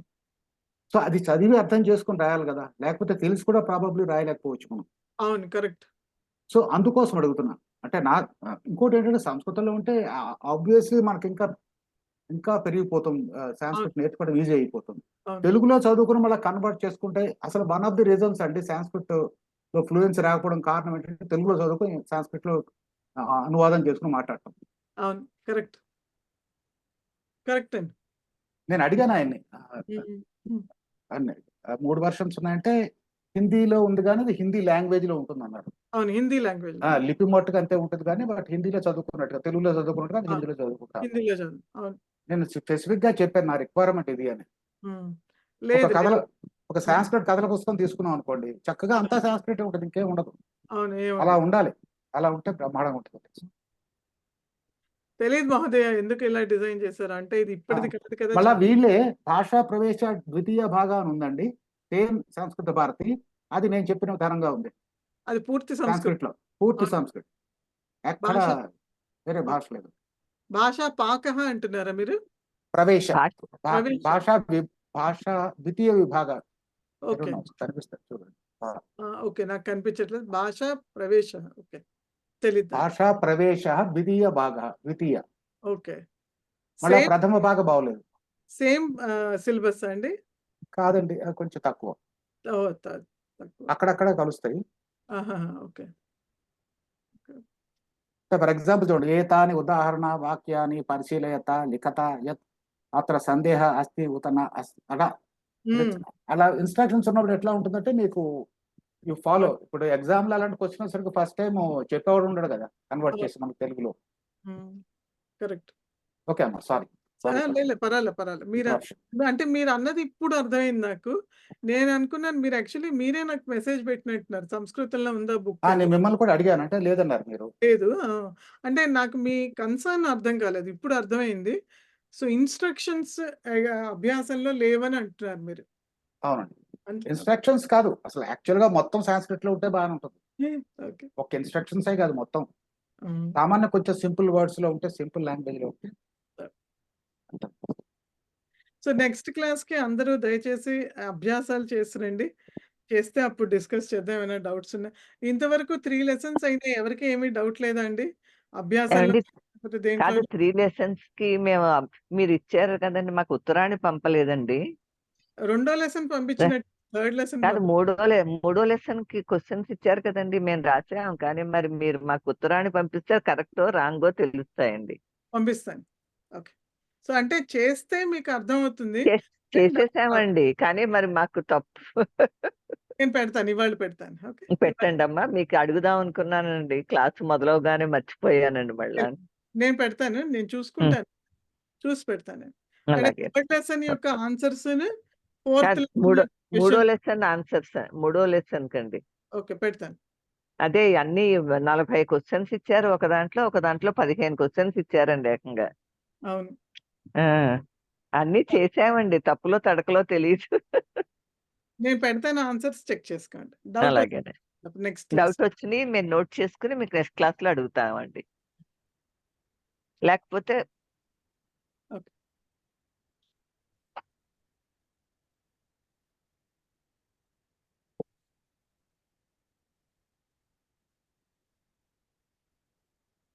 సో ఏకతా మంత్రః యం వైదికా మంత్రదృశః పురాణాః ఇంద్రం యమం మాతరిశ్వానమాహుః వేదాంతినో నిర్వచనీయమేకం యం బ్రహ్మ శబ్దేన వినిర్దిశంతి శైవాయమీశం శివ ఇత్యవోచన్ యం వైష్ణవ విష్ణురితి స్తువంతి బుద్ధస్తదార్హన్ ఇతి బౌద్ధ జైనాః సత్శ్రీ అకాలేతి చ సిక్ఖసంతః శాస్తేతి కేచిత్ ప్రకృతిః కుమారః స్వామీతి మాతేతి పితేతి భక్త్యా యం ప్రార్థయంతే జగదీశితారం స ఏక ఏవ प्रभुरद्वितीयः। శాంతి మంత్రం ప్రథమం అహం గాయామి, అనంతరం సర్వే అనుగాయంతు. ఓం సర్వే భవంతు సుఖినః.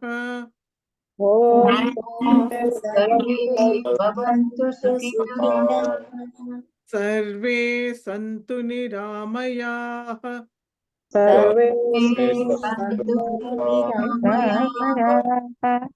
సర్వే భద్రాణి పశ్యంతు. మా కశ్చిద్ దుఃఖభాగ్ భవేత్.